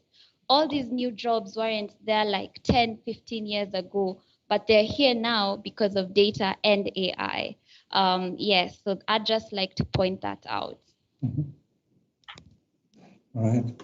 Thank you very much, Claire. I think it's wonderful how you point out answering the why is it needed. It's a matter of convincing people, or also, making them enthusiastic about the topic itself, and also addressing the topic of fear job loss, or at least having a proper narrative of it. It is you positioned that as a key requirement that the COE would need to answer. You also mentioned the infrastructure. So probably it's not always the same software development processes that are required. And Marcin, as you're very familiar with one of the leading Swiss infrastructures and also now building up such infrastructures with Unit 8, maybe you can share a little bit on what's really new when it comes to AI infrastructures as compared to traditional architectures. And what's your take on how can the COE shape the infrastructure, or should shape the infrastructure? Sure. So, I think, first of all, we should not forget what has been said already. So it all starts with business, right? It all starts with business understanding and the business problem. And then the technology and infrastructure is, of course, part of the solution, but it always comes only after that, the first understanding of what we need to do. And if I think of the tech aspects, more broadly speaking, for AI, there are a few components. So I think we can distinguish three components. First of all, as most of us probably know, to do good AI, you need to have good quality data. This means that organization needs to treat its data as an asset. And that's not always obvious, and this is probably easier said than done for many organizations. But this is really a prerequisite to be able to build artificial intelligence, machine learning, and analytics. Second aspect is really the infrastructure aspect. So, to do artificial intelligence, you need to have a lot of flexible storage, and you also need to have very flexible, strong compute infrastructure. And this one is provided by cloud sort of infrastructure, ideally public cloud. We're big advocates of public cloud usage because this allows organizations really to focus on the essentials, on building the algorithms and solving business problems instead of solving the basic IT problems that have been already solved many times. And this can be provided by the cloud. And we see, especially in Europe and Switzerland, a big catch-up game being played when it comes to adoption of public cloud, which I think is a good trend. The last aspect of technology is obviously the algorithms themselves and the methods that you need to use to solve the business problems. And here, the biggest barrier to enter is, I would say, talent, because despite the fact that the algorithms are open, they are available because we have so much great open source tools, you still need experts to use those tools and to build the algorithms that are tailored for your organization. And this requires a lot of skills, and those skills are quite scarce on the market. All right, thank you very much. Marcin, if I may pick up on that, there's one question from the audience. I'll process that to you. How do you address the scalability problem with machine learning? It's very hard. It's very hands-on, requiring AI scientists to closely engineer and manage the process. How do you enable machine learning engineers to do the scaling or the scalability of machine learning? It depends. There are many aspects of scaling. So, you can think of scaling in terms of various use cases that the organization wants to build. You can think of scaling in terms of amount of data and processing power that you need to use to build your solution. So I guess we would need probably to go a bit deeper that question to understand which aspect the person from the audience wanted to dig into. But for each of those aspects, I would say there are certain techniques and methods that you can use to improve the scalability of your solution. Yeah. Marcin, what I really like about your response is that you direct into a more nuanced understanding, and about the scaling can mean more use cases, it can be more applications, so breadth and depth. And I think, enhancing our vocabulary and enhancing our understanding is quite important. And it really shows how difficult the topic is itself. And another question was, what with people who don't like to want to do statistics or programming? Won't they lose their jobs to AI? And before we answer that question, I will put that aside for 1 second. Milan, maybe you will lose a couple of words about how to build trust. But in the end, it's not only a technology thing. Would be great to get your perspective on that. Yeah, I think, Benjamin, you raised the right topic, because trust is, and trust when we talk specifically about the AI COE, I think probably this is one of the topics which is last in the list. But from my perspective, probably it should be the first one. Why? Because as AI needs to gain trust, I think the key point is also we need to have the right governance in place. Because if there is a missing governance from the COE, everybody tries to do the things in the silos and ultimately doesn't reach the scale in a right way which is needed. Second, very important, and then when I was reading different papers, and that is a nightmare at this time for a lot of the AI scientists, it's the word that they call it explainable AI. So when I talk about the explainable AI, so this means overcoming a bias, as well as also limiting the robustness of AI. So say for example, like what I mean by explainable AI is just if we use any AI product which is developed either in-house or from the different partner ecosystem, and if there is some kind of algorithm which says that a person having 50 years of age should not get a contract, which is again a kind of a wrong thing, and then also because since you are using this product, you may not know that these kind of biases are built. So this explainable AI is another important key factor for a trust. And the last and the foremost that I would like to add, which Claire also mentioned, is all about the change management in the organization. Because there is often multiple questions which comes around that if we try to adopt AI, that means that we are going to lose job, which is obviously not the case. So these are the three trust factors that we need to take care while we are building up a AI COE. Thank you very much. So we have already covered a lot of topics: strategy, education, building the organization, technology, and finally trust and change management. Thank you for your contribution so far. I have one final topic, which we probably will not finish entirely and cover in this, but many firms have now come up with a couple of proof of concepts, and they want to mature their organization. How can the COE help in this maturing and scaling process? Any one of you who would like to contribute on that one? I think I can give my shot at this. So I think this is very important because many organizations are starting with playing with AI, playing with analytics a little bit on the side, a little bit in R&D innovation mode, and there is a big difference between putting few algorithms on your laptop and doing few toy examples and bringing all machinery into production. I think the COE to be well equipped, basically bring the AI and analytics to the industrial level, and this means all sorts of skills that are required for that purpose, such as DevOps, MLOps, infrastructure, cloud, etc. I don't want to get too technical here. Basically, there is a whole set of skills and methods that be applied to make sure that AI can reach the next level from simple POCs and toys to really productization. All right. Any other comments? What to focus on? I think I want to.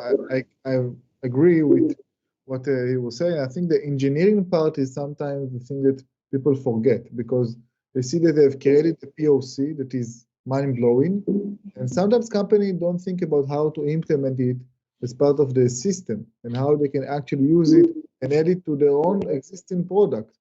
And this is something that needed to be more done carefully, because sometimes the model could work, but the UI, for example, or the UX that you have used is not good for the model, and it's caused a trust problem. Or sometimes your model cannot explain itself why it made this decision, and the user cannot use it. So sometimes after you finish the POC, you need to think about the best way to implement it in your product, and be sure that you're doing it in engineering-wise and UX-wise in a proper manner. Thank you very much on adding on that, Uri. With this, we've already come to the end of this exciting panel. However, I would love to have any one of you have a voice, a short statement on what is your key takeaway on when you want to bring a center of excellence to life. What's the key ingredient? What's your key takeaway of that? Marcin, maybe coming back to you. Well, I would just restate, I think, what many of people who are here probably know very well, because you decided to participate in this conference. AI is really technology of the future. So no matter which vertical, which market we are talking about, this mastery of data, software, and analytics will be the defining factor that will distinguish the companies that will win from the companies that will lose in the future. And I will leave you with the thought. Thank you. Claire, how about you? My key takeaway would be one word, and that's speed. We've mentioned all about education. We've mentioned about strategy. We've talked about infrastructure. But I feel like speed in implementation of all these things is what will create a center of excellence. Because again, remember, we're living in an age where people want things fast and they want them done very well. And AI can do this. And I feel like the speed in which we as organizations implement AI is a very key and determining factor into whether an organization grows or it falls apart. So that's just my key takeaway. Thank you. Milan. Yeah, from my perspective also, speed is the key. And as we will be, we are expected to build up the AI COE, I think we should be focusing on speed rather than the perfection. So it has to be a little agile way, where you start, you learn, and then you probably move into the perfection. And apart from that, another topic is all about the trust, focusing on the explainable AI, as I talked about. Thank you. Uri. My key here is maybe sometimes the COE need to check how they can use AI inside the organization and not only outside. You know, you can save a lot of money if you are using AI for your back office problems. Or I always like to give these most boring examples how Google use AI to save the cost of the electricity bill in their computing farm. So sometimes you can use that for the most boring thing, electricity bill, and it will create a huge impact. So this is something the COE can do, and it's very, very important. So thank you very much for that. So last but not least, if I may summarize, it's an exciting journey. It's a complex journey. It's a challenging journey. And my key takeaway is don't walk it alone. I think the experts on this panel are all reachable through LinkedIn.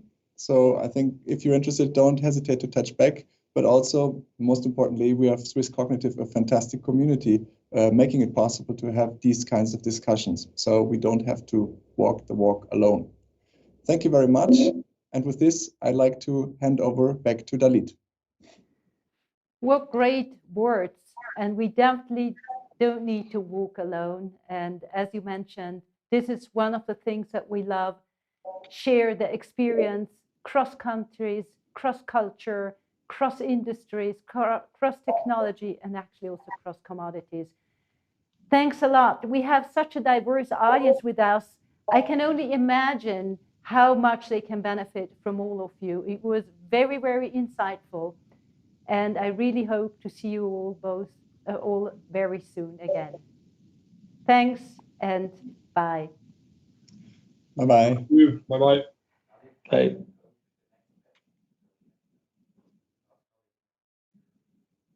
Now we're going to have a small switch in our agenda as we are agile, because we supposed to have Pascal, and he will come in a little bit later. So now we will move to the next panel. Just give me a sec. You know, you guys think perhaps I'm talking so good and free, sometimes at least, but at the end of the day, I must admit, I have a teleprompter. So if the teleprompter is not ready, I'm not ready.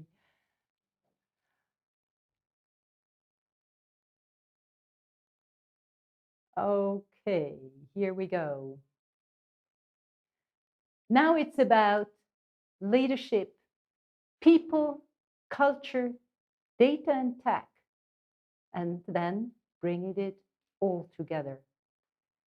We've heard a lot until now, but now we have to cover it, and as we say in French, la crème de la crème.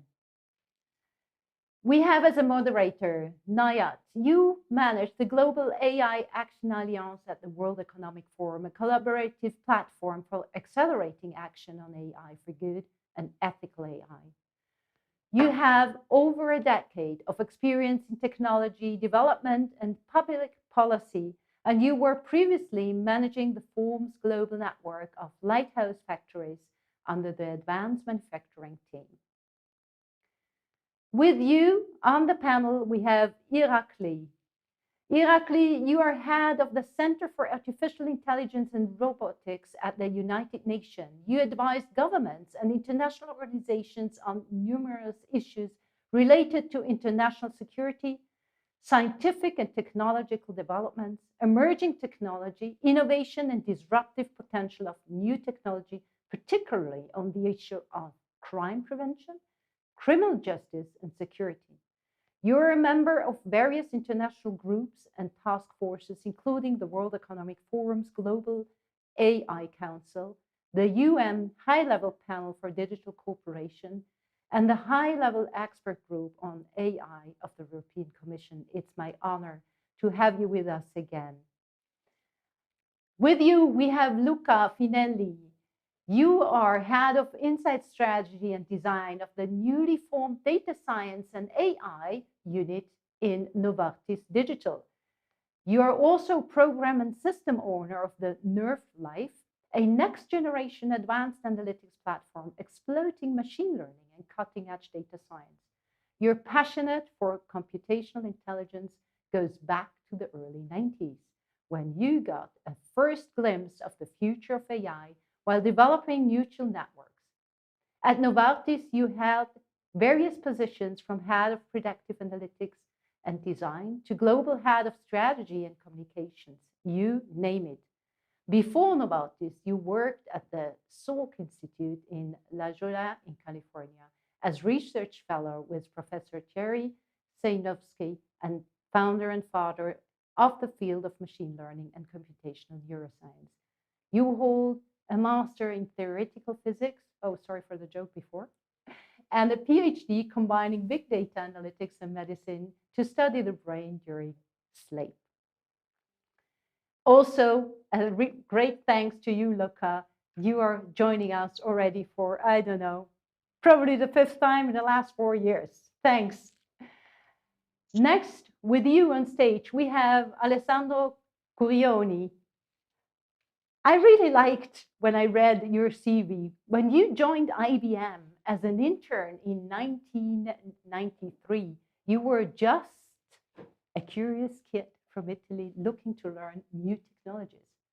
Now listen to that. Today, Alessandro, you are an IBM fellow, vice president of IBM Europe and Africa, and director of the IBM Research Lab in Zurich, Switzerland, on a mission to accelerate scientific discovery through groundbreaking technologies such as AI, hybrid cloud, and quantum computing. Actually, I would love to have you on one of my kids' panel one. You are a great role model. Then we have Jagreed, you are the Chief AI Officer of Xenon-Stack and CEO and founder at Akira AI. You have been the driving force for enabling innovation initiatives for AI solutions, protecting privacy and perceiving confidentiality in machine learning and data analytics for responsible AI. You are a PhD holder with more than 16 years of experience in the field of technology, empowering organizations in finding opportunities to monetize and leverage data of their business. Now, the stage is yours. Thank you so much. Good morning, good afternoon, good evening, everyone, depending on where you are. Thank you so much for joining us for this fantastic panel with some very distinguished panelists. The topic for our panel is leadership, people, culture, data, and tech, bringing it all together. When it comes to machine learning algorithms, people often talk about the secret sauce behind the algorithm. Well, I think the important ingredients which really do help get the secret sauce together is exactly what the theme of this panel is. To start off with, we will be hearing some crisp insights and real-life examples from these leading practitioners from across varied sectors, and then we'll circle back to them to discuss the importance of international collaboration. I would request all my panelists to keep their initial interventions brief so we can build on each other's discussion points. To kick off, I'll actually go to Luca from Novartis. Luca, AI's role in health and healthcare can be truly transformative, and it already is showing some results over there. Can you share with us how has Novartis instilled a culture of AI innovation and adoption? And how has the Novartis leadership really helped sponsor and drive this change? If you could share some real life examples from Novartis. Over to you. Sure. Thank you, Giant, and thank you, SwissCognitive and Dalet, for having me here today. It's a real pleasure. So it's true, the role of AI in healthcare can be truly transformative, and this primarily for two reasons. One is that the human body is probably the largest known data source that we have at disposal, and there are so many questions to answer to improve people's life. But also the industry generates tons of data on their operations, in research, in development, in drug manufacturing, in commercial operations. So hence it has access to a real gold mine to dig for valuable insights. Now, to reach the full potential of this formidable opportunity, Novartis sets ourselves to the ambition of bringing AI into every workflow and every decision-making point that we are dealing with. Now, the strategy that we follow for this is to embed AI into products that serve our associates during their daily job so that they don't all need to be data scientists, in fact, to benefit from the AI technology. Now, we have to notice that this is very different from having dedicated teams of data scientists that solve ad hoc requests every time from scratch, right? This is really about the automation of the application of AI all across. And in doing this, we follow two paths. So for defined problems, our products tend to be very custom built with front ends which are designed to meet the user-specific needs and eventually allow to create sort of digital twins for their specific processes that can be very different across the various business areas. If you think of marketing versus manufacturing versus R&D. But also we are following a path for something like AI augmentation of human reasoning through something which is more of a generic product that can be utilized into a broad range of use cases, where new questions emerge all the time. Like, so if you think how today people are using software like Excel, like this is used to manage budgets, to analyze results from scientific experiments, or even to store your favorite cooking recipes. Right? So the same product, very multiple uses. And so we are following this new approach in light of the partnership that we announced a year ago with Microsoft. Thank you so much for sharing that, Luca. Very, very insightful. From the private sector, I'll actually now jump to a slightly different setting, and I'll go to Irakli from the United Nations. So Irakli, as the head of the Center of AI and Robotics, you're working with a very massive organization spread across many countries. And as I can imagine, your role in leading AI-driven change can be quite difficult. Can you share some real-life examples from the UN on how are you inculcating this change across the different UN bodies? Are there any specific programs or ideas that you would like to share? Thank you very much, Giant. And first of all, I would like to thank the organizers for inviting me, SwissCognitive, and their leadership in this field. And once again, I'm happy to be part of the panel discussion organized by SwissCognitive. Also, I'm really delighted to be joined by fellow co-panelists here as well, and bright minds who are sharing their experiences in this field as well. Now, looking at the United Nations, we started the journey, sort of AI journey at the United Nations back in 2014, introducing one of the first discussions on AI back there in the emergence of the General Assembly. And this was one of those first discussions where General Assembly or even Secretary General have not really even acknowledged the issue related to the artificial intelligence or transformative technologies.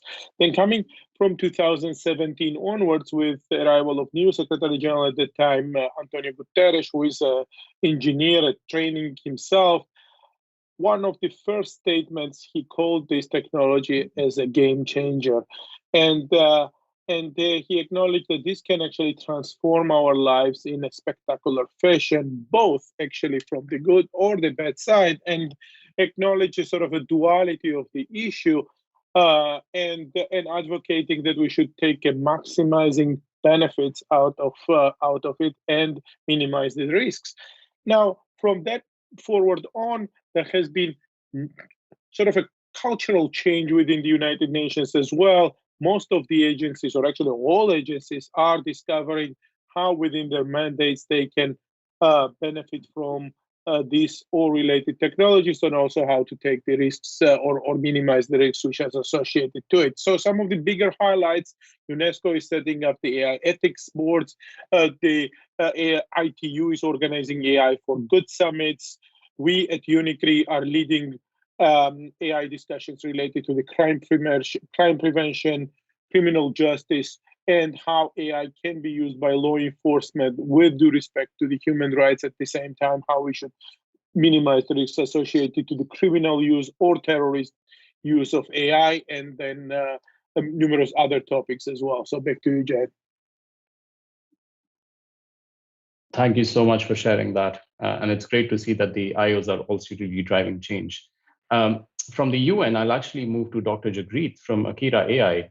And Dr. Jagreet, you're an author and you also run your own AI company. So through your experience and also the research that you've done in your book, can you share some examples of bottom-up change that has helped drive AI innovation in companies? What's the secret sauce, if you could share that with us? Yeah, thank you very much for such a wonderful introduction.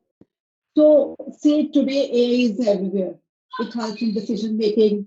It can do things like prediction of financial trends, analysis of new products, and solve customer service issues. It also helps to drive a personalized experience to the user. But major concern is to build such an intelligent system. AI totally relies on a vast amount of data. Until now, the primary concern is the non-availability of the data and the non-capability of the computers to understand the data. But this year, we can expect a growth of more than 300% over last year. That would significantly impact most of the businesses. So as per my analysis, today end customer doesn't want to know about the brand, product, or model. But their target is how they can achieve their end goals by working on the real data challenges. So till now, machine learning models are black box models. So the main problem for the end user is it is very difficult for them to track and measure key indicators at the production level. So it is really impossible to productionize models due to the lack of model stability at the production. We can also say that there is no way to validate the outcomes generated by the model. So with this vision in Akira AI platform, we focused on the model ops. Basically, what is model ops? It is primarily focused on the governance and lifecycle management of all AI and decision models, which includes model on machine learning, knowledge graphs, rules, optimization, linguistics, etc. So apart from this, there is a lot of trust issues arise also when implementing something around AI. So to have trust in the AI system, the end customer also wants justification around like why the AI system made such a predictions or decisions. Why did the AI system didn't do something else? Suppose let's take the example of aircraft. Suppose if an aircraft crash, then who is responsible for that crash? Or who is accountable for such a disaster? Officially, maybe the aircraft construction company or the company's manager or the staff who did the maintenance. So in this scenario, there is a need to track who is ethically responsible for such a disaster. So there are many other challenges that need to be considered while doing any innovations in the AI system. So with this vision, we introduced such a concept in our Akira AI platform, where our main focus is security and privacy, because AI needs access to a lot of information that need to be pulled or shared information of a customer without even knowing it. Apart from that, there is a rules and regulations, because society only relies on the trust. So for AI to take on any task, we can say surgery-related tasks in healthcare field, the public needs to trust the technology. And to build this trust, there is a need to build AI with ethics, responsibility, and trustworthiness, so that end users should be able to understand how an AI arrived at a particular decision. So apart from this, we can say there is a need that AI system follow some ethical principles, like AI system should not harm people in any way, but only act for the benefits of the human. And privacy, like how to protect and keep private data from intrusion. So AI system should reflect the political, social, and economical reality and environment of any country. Thank you so much, Dr. Jagreet, for a very comprehensive answer, very, very useful. I will now go to Alessandro from IBM. Well, as a global tech giant, IBM has a major role to play in people-driven change and AI innovation, not just within your organization, but almost also like an educator of technology, so outside as well. Can you share some examples of how IBM is driving this change from both a technology as well as from a people's perspective? Good day, everybody. Look, I do think that at the end, it is everything about trust. And let me articulate my point of view here. Look, we do believe that all organizations developing and deploying AI have an obligation to put people and their interest at the center of the technology, to show that it is used responsibly, and to help ensure that its benefits are felt by the many, not just by the elite, right? In other words, I think that technology and the people's perspective go really hand in hand. To get to this, IBM has established 3 major guiding principles for AI, and these principles were developed bottom-up from our AI scientists. The first one, the purpose of AI for us is to augment human intelligence. We believe that AI should make all of us better at our jobs, and that the benefits of all of these should touch the many and not just the elite few. Second, protect data and insight ownership. Data and insight belong to the creator of the data and the insight, not someone else. For example, we cannot use client A data for an AI project with client B, to make it simple. Third, new technologies, including AI systems, must be transparent and explainable. Technology company must be clear about how and who trains their AI system, what data was used in the trading, and most importantly, what went into their algorithms recommendation. And this, of course, it is particularly important in all regulated industry like healthcare or banking. Look, as a concrete step, right, to see how these become real, for example, IBM a while ago decided not longer offer general purpose IBM facial recognition or analysis software, right? And the reason is simply because we believe that a precision regulation approach can inform a reasonably balanced governance framework for these facial recognition systems. And we also do believe that overall, policymakers should employ this precision regulation that help, to apply restriction and oversight to particular use cases and that users where, there is really a greater risk for a societal harm. So doing all these things is really vital to build the trust and eventually enable this connection between AI and people that we do need. Great. Thank you so much, Alessandro. Very fascinating. What stood out for me was the principles and how they've been developed bottom up from the actual developers of the technology. I think this really sets the stage, hearing all these different perspectives, which are really insightful for our second segment almost. And actually, this is the importance of international collaboration, which also fits into the theme of this panel. And I'm picking off what Dr. Jagreet had actually first said about the ethics, the importance of ethics, and both Luca and Alessandro also touched upon it. The world has seen a proliferation of ethical principles. There are over 175 ethical principles in the world right now.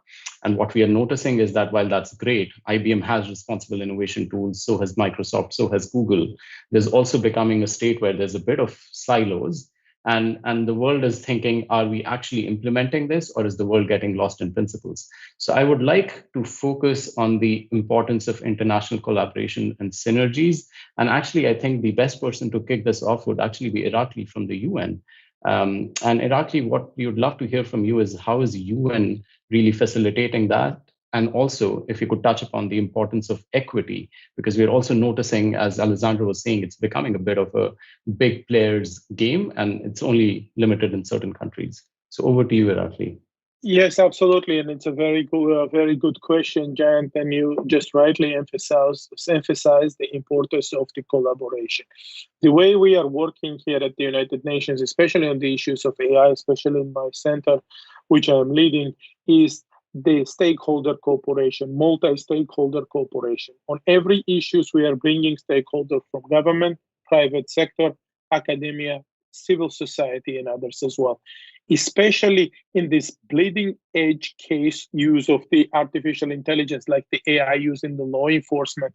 Since it's such a sensitive case, you cannot achieve results without building public trust, and you cannot build public trust without ensuring a stakeholder cooperation, without ensuring that private sector, government, civil society, academic, others are participating in this regard. Now, speaking of the equity and speaking of who is benefiting of it, look, when we look at the sort of issue related to the AI, around 45 countries at the moment have adopted national strategies related to artificial intelligence or digital issues, which is great. The process started from 2016 onwards. We have 45 countries really leading in this issue. But in the world, we have 193 UN member states. So we have around 150 countries which are basically missing from the game at the moment. And if we don't engage these countries, if we don't engage specific regions in these revolutionary efforts, we're all going to lose out of it. Right now, we are experiencing a very dangerous trend of growing digital divide. We have countries who have a lot of potential as far as the education, as far as the economy, as far as investment. And then we have a last sort of quite a big gaps in certain regions where much more is needed to be done, and the world needs to do that much more. And it's our common responsibility to engage in these efforts as well. Therefore, emphasizing the issue related to international cooperation, I think that we all need to be sort of working hand in hand together, that these transformative technologies are benefiting entire population of the world. All countries in the world will benefit. Otherwise, we will all collectively lose out. Great. Super helpful to hear that, Irakli. I'm being conscious of time with my panelists. So for the remaining three panelists, I would request you to keep your answers very, very crisp.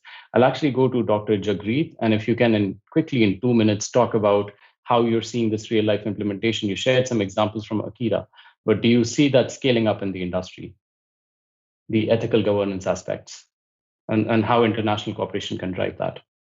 So Dr. Jagreet. Yeah, basically AI holds a lot of potential to deliver enormous benefits to the society. So as per AI ethical guidelines, it is easier to define the ethical standards that a system should meet, but then to design, but it's very difficult in actual to design and deploy a system to meet them. So basically for all, we can say AI is just like a technology, but its uses can be recognized as having positive or negative impacts on the society, where there is a need to push our ethical AI in a system. So as we move forward, there is our reliability on AI will continue to deepen, which cause more ethical issues, like especially in industries where personal and business data is at stake. So the need of the hour is to start thinking about how organizations will retrain and educate people about AI ethical implications. So here I want to say, like, no single organization can address the full range of challenges presented by AI. With so many challenges to overcome and so many opportunities to unlock, only multi-stakeholders collaboration can ensure that we maximize AI benefits and distribute them equally across society. Thank you so much, Dr. Jagreet. Building of that, I'll actually go back to you, Alessandro. And as a tech developer, we all know that AI is also that revenue-driven product that you're building using machine learning algorithms and AI. Coming back to this topic of international collaboration, thank you. How can industries drive pre-market collaboration, even as tech and AI remain a competitive and revenue-driven domain? Over to you, Alessandro.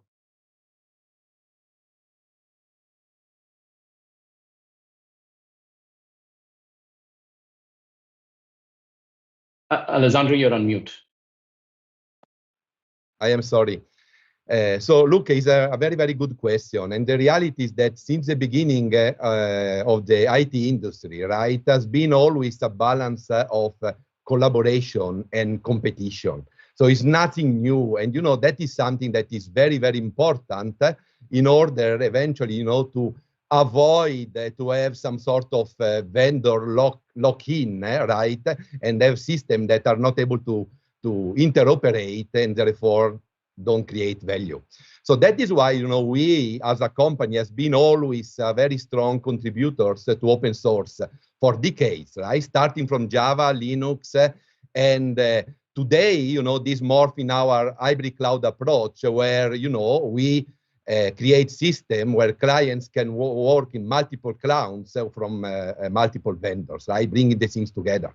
And that is also the reason why, you know, this open approach, we participate in initiatives like the EU high-level expert group or the Vatican's Rome call for AI, right, to develop recommendation for responsible AI. And doing this, you know, as you mentioned before, we also develop kits like the AI Fairness 360 toolkit that help organizations to monitor the operation of the AI and to mitigate the bias, right? And we made all these available, right, as open source are part of this alliance.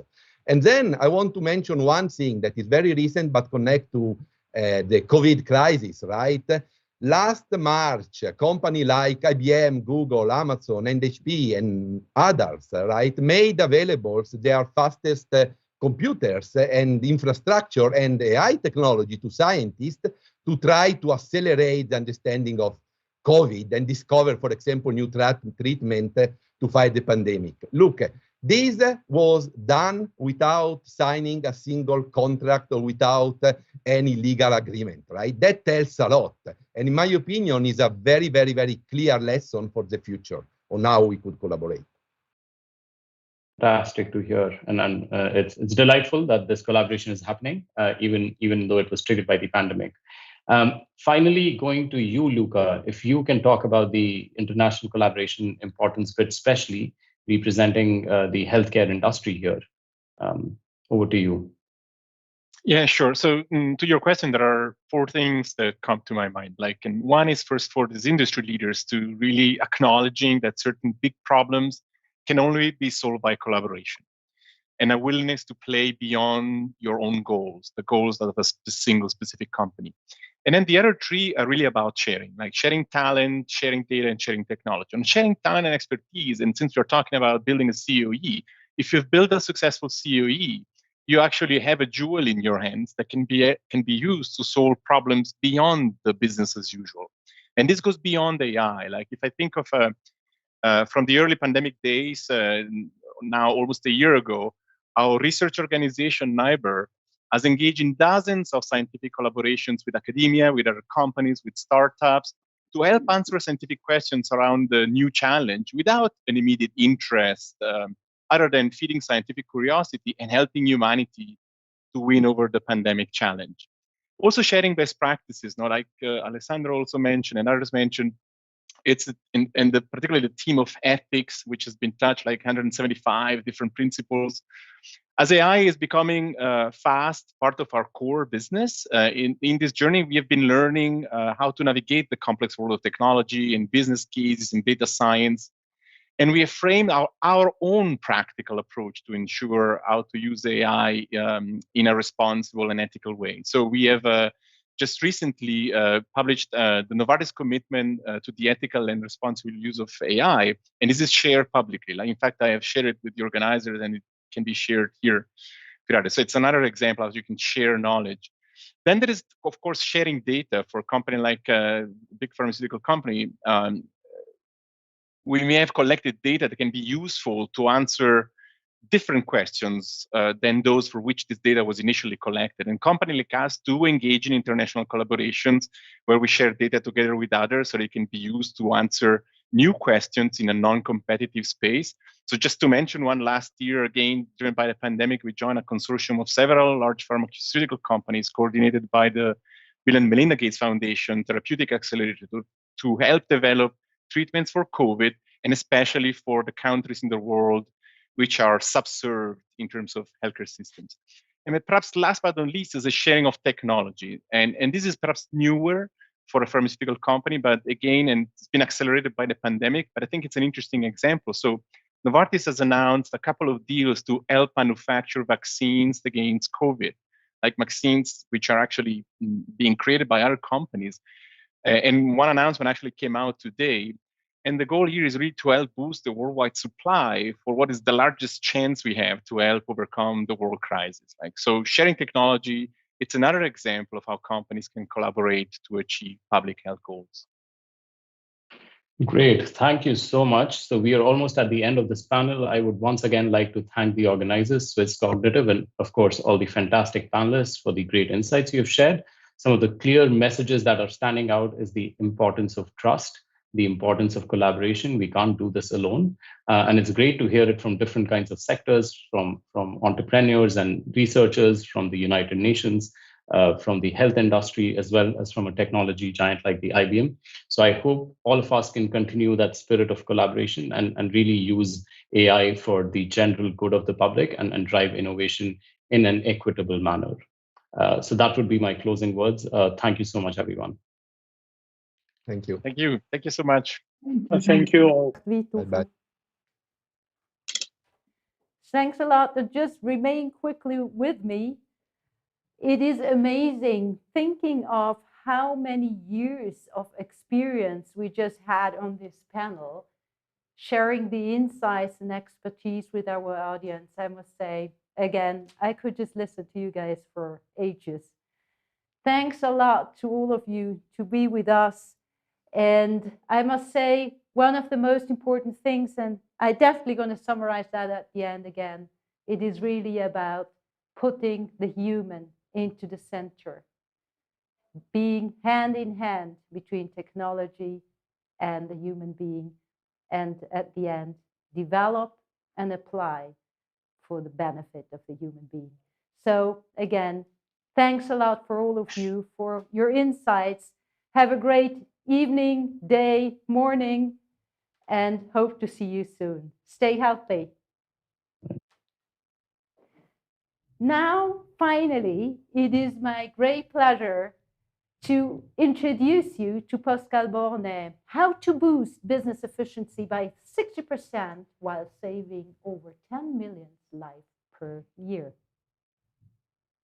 Pascal, you are a recognized global expert, thought leader, and pioneer in the field of AI, intelligent automation. You founded and led the intelligent automation practice for McKinsey & Company and Ernst & Young, where you drove hundreds of intelligent automation transformations across industries. You're a member of the Forbes Technology Council, and you were awarded Global Top Voice in Technology 2019. You're an influencer on the topic of intelligent automation with more than 300,000 followers on LinkedIn and Twitter. Dear audience, I highly recommend you to follow Pascal. He shares amazing insights on his channel. And I must say, it's really great, Pascal, that we have the possibility to share your insights with our audience. The stage is yours.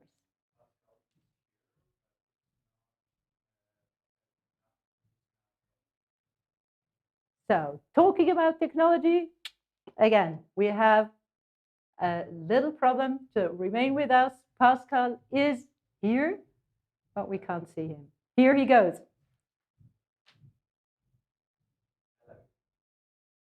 Can you hear me? Yes, we can. Okay, good. How are you doing? Fine, thanks. I'm actually really happy to have you with us, Pascal. Great that you had the time. Yes, now, of course. I did your you. introduction already. You probably haven't heard it, but the guys out there and the girls out there, they all know about you. So you can actually share your insights straight away. Thank you very much, and very glad to be here today, to be able to share my passion. Thanks.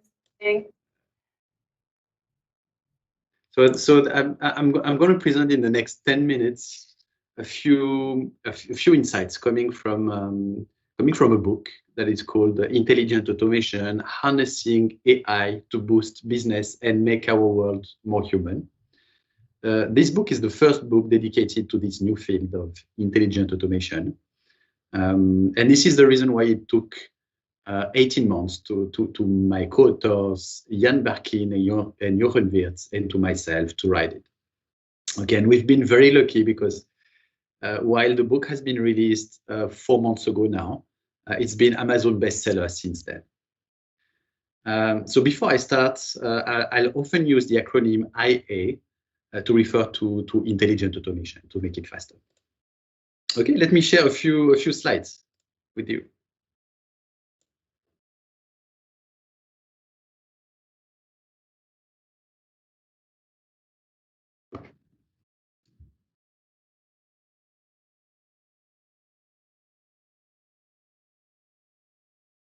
Yes. So let us start with say again. I'm doing it because I'm not sure of the bandwidth if it's gonna be.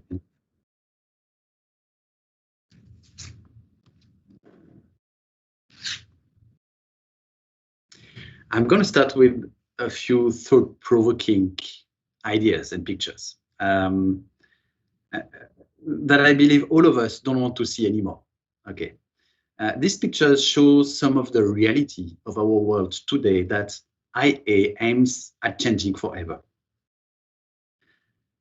I took this picture last year, so just a few months ago, while supporting the finance department of a multinational company. When you look at this, it's not surprising that, according to a Gallup research, 85% of the employees worldwide are not fulfilled by their work. They think it's too manual, too repetitive, and tedious. Intelligent automation enables to free up employees from laborious and transactional tasks. It refocuses them on more value-added and exciting work activities. It augments them, basically, transforming them into superhumans, able to generate insights from millions of data in just a few seconds. Now, let's move to the next picture. Believe me, I took those two pictures only a few months ago. And this is still the customer experience that we can see today. Spending hours in a queue to meet with a bank agent or to get a train ticket.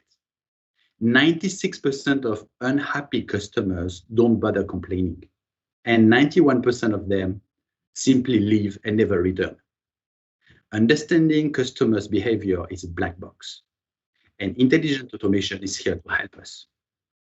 Based on my experience with intelligent automation, companies can increase customer satisfaction by over 50% while reducing, for example, the contact center workload by over 50%. It shows another reality of our world. More than 80% of the healthcare organizations are meeting issues with their physicians facing burnout. And the causes are diverse, including heavy workload and pressure from the patients and from their family for more insights. According to our research, IA has the potential to save over 10 million lives per year, especially by supporting clinical trials, disease diagnosis, and by avoiding medical errors. The first picture on this slide shows a beach in India. And I took this picture in December last year, so just a few months ago. The second picture shows a poor kid in Vietnam. We all agree that we need to cherish our planet and to help other people. But do we actually dedicate the time, the efforts, and the attention to solve those pressing issues of our world? Honestly, at least for myself, not really. I'm too busy, and I think we are too busy with our full-time jobs to try to feed our kids and to feed ourselves. But what if we had more time? What if we had more time for the others, for the planet? And what if IA could provide us with this time? Then IA could help make our world more human. Now, what is IA? IA aims at automating end-to-end processes on computers and delivering business outcomes on behalf of the employees, working hands in hands with them. It uses a combination of methods involving people, organization, and processes and technologies. So at technology level, if this circle is artificial intelligence, mimicking human intelligence, if this circle is software robotics, which is mimicking human motor capabilities in a software-based environment, and if this third circle is workflow and cloud platforms that are enabling data entry, data routing, and storage, IA simply sits at the crossroad of those three fields. As a result, IA increases process speeds, reduces cost, enhances compliance and quality, and optimizes decision outcomes. Ultimately, it significantly improves customer experience, employee experience, and boosts revenues. How does intelligent automation work? A very simple framework here. IA is achieved by mimicking the 4 capabilities that employees use in performing their daily work. It includes, as you can see on this slide, vision, the execution, the language, and thinking and learning. As you can see on this framework, people are in the center of this framework. They are a critical component to ensure the success of IA. And I'm used to say that, indeed, IA is built by people, for people. Each of these capabilities leverage a portfolio of technologies. The first one is, which is the equivalent of the eyes of the digital workforce, supported by computer vision.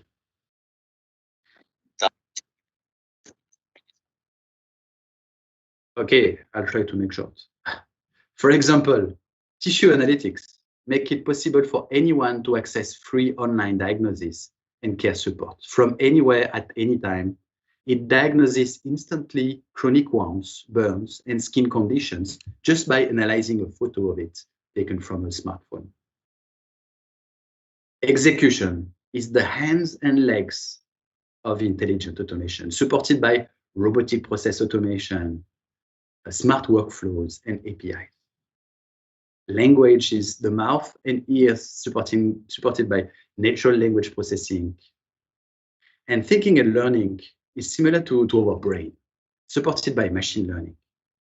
For example, this system leverages machine learning to assess the level of attention and engagement of students. It calculates an attention score that you can see on the right side of this slide, which is useful for educators to adapt the mix of school subjects or to identify when a break is needed. And the benefits are the capacity to maintain students' engagement and optimize learning time. Despite those wonderful capabilities, today, while more than 50% of the organizations around the world have started their IA journey, according to Deloitte, less than 15% of them have been able to scale it, according to McKinsey. So scaling an IA transformation is currently the holy grail that all companies are looking for. I prepared a few more slides for you, but I will go directly into because of the time limits, I will go directly into the final framework. Here is the framework that explains how to get there based on our research, how to scale those transformations. As you can see, people are in the center of the transformation. The foundation are strong and healthy and composed of management support, capability building, and change management. On the right side of this slide, you can see right and left side of this slide, you can see two of the accelerators that we think will help companies to scale IA. They have already started to do it. First one is accelerate IA implementation by leveraging technologies. Okay, auto machine learning, process discovery, process mining. The second one is about democratizing, meaning giving the opportunity to more people in a company to access intelligent automation and to automate their own work, becoming actors of the transformation. For example, using technologies such as low-code. And finally, as you can see on top of this slide, it's about combining IA capabilities, the ones that I presented a few minutes ago, to create synergies and be able to automate end-to-end business processes and solve the most critical business issues. On top of this, and this is what we share in the book, IA, beyond business efficiency, has the capacity to make our world more human. And you can see the few bullet points here, like the potential to save more than 10 million lives per year, like the capacity to save money to double our global budget for health or for education, like the capacity to augment 30% of the current work activities while automating or eliminating the rest. And basically the capacity of intelligent automation to reinvent work and education and giving us an opportunity to refocus our society on the most fundamental human issues. Thanks for your time. This was a pleasure to share those few ideas with you today. And you can read more in this book that we've released a few months ago again. Thank you very much. Thanks a lot, Pascal. So much to share, discuss, and brainstorm about. Thank you for your input. Now, due to bandwidth, somehow, unfortunately, Pascal can't share his picture with us again. So at least here he is.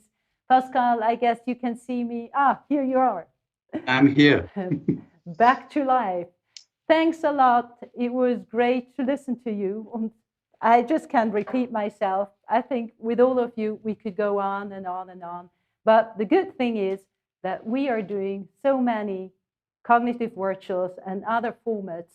So we will have more possibilities to listen to your insights. Thanks a lot. Thank you very much. Stay healthy. Thank you. Have a good day. Bye. Now, you have to give me a sec because we have now a great surprise. For that, I have to put my mask on.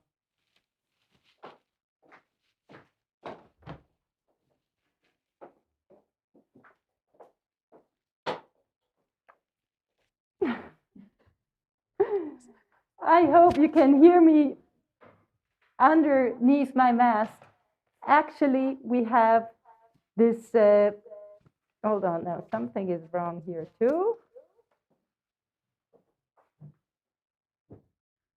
Here we go. This is Nancy. By accident, she was in Switzerland, and then we said, let's do it directly in our studio. Well, it's actually the first time that we're doing it like this, and I'm really happy to have you with us. So I will introduce you quickly. Nancy, she is going to do our closing keynote. You are a high-tech leader, entrepreneur, and investor, digital transformer, and AI advisor. You're a managing director of, oh, that doesn't work. Reading the teleprompter, looking to you guys, this is too much for me. So again, you're managing director at the digital startup Nemes Venture, founder of Miss AI and Humanize. Between 2001 and 2018, you were named as one of the most inspiring businesswomen in European technology by Inspiring 50. I am very much inspired by you myself and your work, Nancy, and I'm so happy to be able to share this opportunity with our community and actually having a good glass of champagne afterwards. The stage is yours. Well, thank you so much. Thank you, Dalit. It is such a great honor and such a pleasure to be with you all today. I'm going to remove my mask as well, may I? Just because I'm alone now. Very big thank you for having me, Andy and Dalit. We are sharing a partnership for a while now. We know each other for a number of years, and working in artificial intelligence couldn't be more exciting at this time. The times are not easy for everyone, and so you know, this technology really allows us to take a step back and think about how we want to humanize it and our lives. And so basically, I wanted to start with a very short story about The Physicists, which is probably the best play written by Swiss author Friedrich Dürrenmatt in 1961. And it was informed by the Second World War and the many recent advances in science and nuclear technology. And the play deals with questions of scientific ethics and humanity's ability to handle its intellectual responsibilities. And it does address the ethical dilemma that arises when unscrupulous politicians gain access to scientific knowledge that has the potential actually to destroy the world. And so those of you who have read this novel may know, or this playbook, may know that the play goes like this. It's actually three physicists pretending to be insane who are voluntarily committing themselves to an asylum administered by a megalomaniacal psychiatrist, and her name was Dr. Mathilde von Zandt. The ethical physicist, Möbius, known as King Solomon, has incarcerated himself to prevent the world from basically obtaining and misusing his invention. And the other two physicists, known in the sanitarium as Einstein and Newton, are really rival spies, one representing the East and one representing the West, each hoping to obtain Möbius' secret. And just like in The Physicists by Dürrenmatt, artificial intelligence is throwing important questions at us, from ethical dilemmas to technical and business dilemmas to geopolitical questions. And I think the most important question here is really, how do we want to move our world forward? And what is our purpose in basically connecting into the needs that we have for the next generation? You may have heard about the concept of singularity, which is a single entity, and in this case, it could be robots. Today, I wanted to talk about the concept that is called multiplicity, which has been created by Ken Goldberg, a professor of engineering at UC Berkeley, and the general fear that machines will basically take over the workforce and replace humans as a whole is actually an example of singularity, or a workforce from one single entity, one single unit, in this case, robots. Multiplicity represents a hybrid workforce consisting of a diverse group of machines plus people working together to achieve superior results. And together, they create more than what each group can create separately. So one of the big questions as we are thinking about how to drive centers of excellence for artificial intelligence is to think more in terms of multiplicity rather than singularity. Depending on that process, people can actually focus on strategic or creative roles. We've heard a lot of talks about that, or on functions that relate to basic business decisions rather than on execution. That is something we can leave up to the machines. Now, the emotional quotient is very specific to humans and represent the soft skills that we should prioritize in our education programs, in our scholar programs, and in everything we do in the future. That's a very, very big white area that needs a lot of focus. Promoting the right brain is actually the right brain thinking and ensuring that common goals are formulated and achieved in the formula human plus machines. And finally, let's basically talk about audacity. Before you make a big plan, as you think about your AI for excellence, try to track what is needed in terms of understanding your up-to-date situation. What is your information you have today in your company? Ask yourself big questions rather than what specifically small areas of technology can do for you, what machine learning or deep learning can do for you. Ask the bigger questions. Who are our employees? That's a really important question for the future. Who are they really? Do I understand why we have hired them? Do we understand their needs? Do I understand what do they want? More importantly, what are they looking forward to achieve? And what do they no longer want to do? And why do they work for this company? What would make them love do this work and be in this place more? Those are crucial elements of understanding how to recreate the world for the transformation that is going to take place. Now, also in terms of audacity, what does the society need? This is not only about the use of technology, but really what is the societal impact that technology has? And how do we connect those needs to the business needs? How do we connect it to all, improve the employee, the society, and the personal understanding of each one of us? And so such questions to your topic that you're discussing today at this conference, these are the big questions that, in my opinion and experience so far, make a very deep difference into what is excellence in AI and the rest. So if it's not about the technology really, it's more about multiplicity in mindset. Finally, I would like to really go quickly, sorry, I need to go to the next slide. Go quickly through a few findings that we have a very large community of AI experts at Humanize, more than 130 people that basically come together as a very diverse mindset and work together to improve our understanding of what is needed. This technology is not new, as you know, and it's evolving all the time. We are still far away from the multiplicity area of it, but what are some of the key requirements for success? And it's really about people, number one. We really want to make sure that we create the jobs that will make Europe be successful in the future.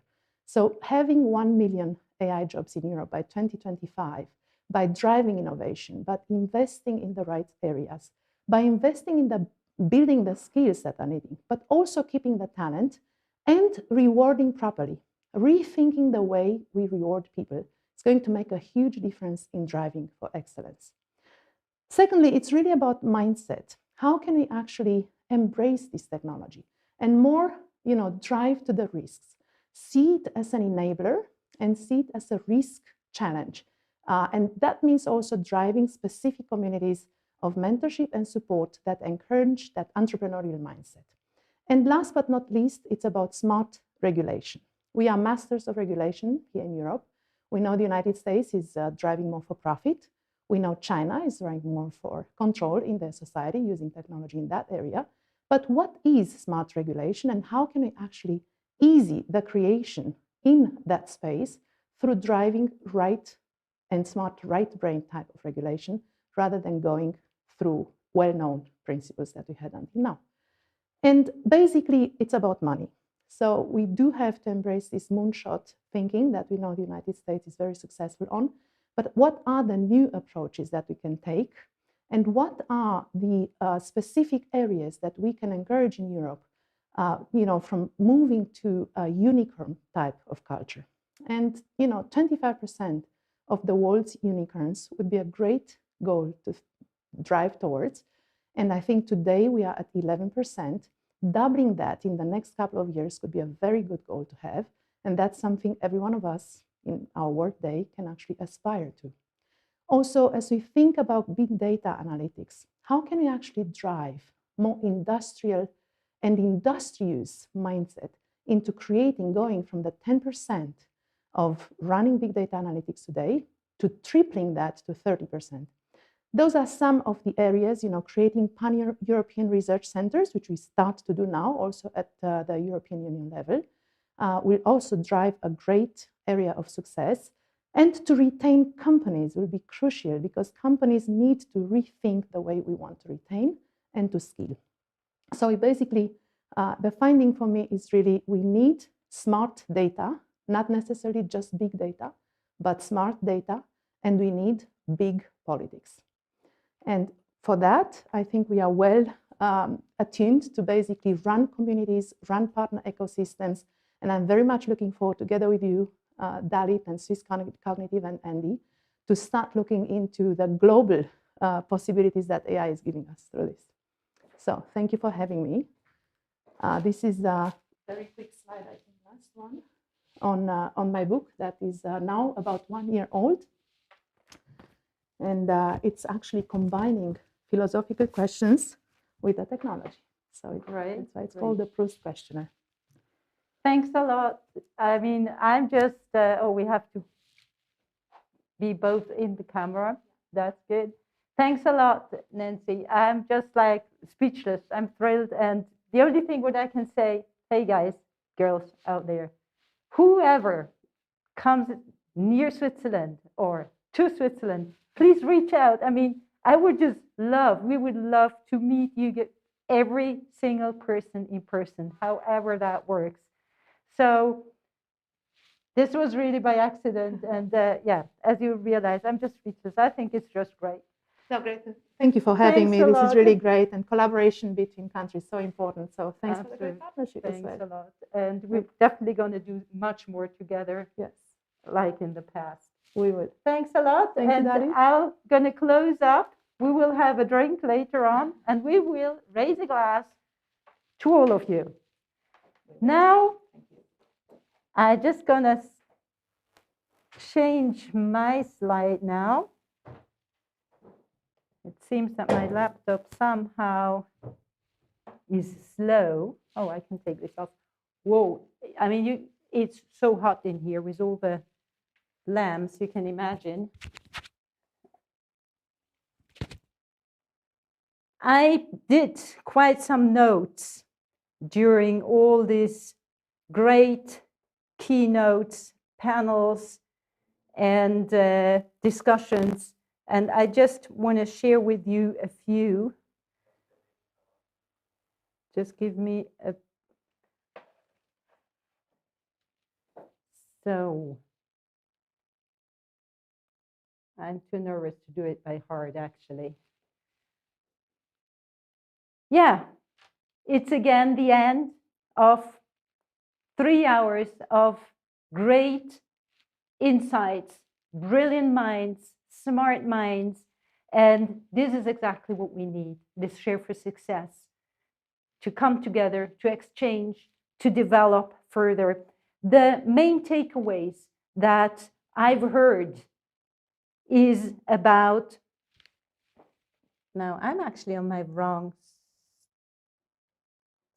so now I got it. I'm sorry, somehow I got nervous to have her here. It's like, I'm just thrilled. So it's about speed, it's about trust, and it's about explainability. One thing that for me shows the whole in whole is we are here to shape instead of being shaped. Leadership matters, and this is universal. So one of our most important takeaways is definitely speed. And I would like to share with you a picture that Andy took at the main train station in Zurich. Now, for those who doesn't speak German, I'll just quickly explain to you what that means. This is actually showing the time when our trains are leaving. And as most of you probably know, the Swiss are very precise in time and on time with everything we're doing. And what this says is that actually the train is going to leave 3 minutes earlier as scheduled. So can you imagine how fast we are? No, that's actually a joke. I'm so sorry. I would love to have Switzerland much more advanced because we definitely have the best, or one of the best prerequisites to do so. So one of the other really interesting and most important thing is, besides speed, is really the combination between technology and the humankind. Whatever we do it for the benefit of the humankind. And we have not only to talk, and it's not enough just to have the will, we really have to apply and do it fast. So, yeah, it's important not to walk alone. This is something that Benjamin said, and I would like to refer to our motto, why wait, act now, and share for success with all of you. Saying that, I would love to invite Andy, my co-founder, who is actually doing the whole work behind the scene. So a big applause and a great thank you to you. Without Andy, we wouldn't be able to do all this stuff. And I can tell you, good, he doesn't have any makeup because he sweats much more. If the technology doesn't work, it would just go down like that. Yeah. Okay, so have a great... You are a great community out there, and we love you to not entertain you, so really to bring content to you, and that's our aim.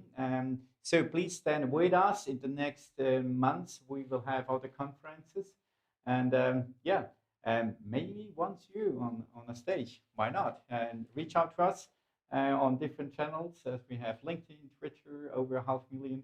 So that's our aim, really, to bring the people together, share for success.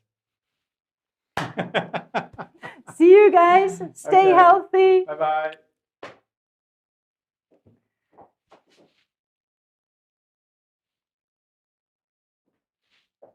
Tack så.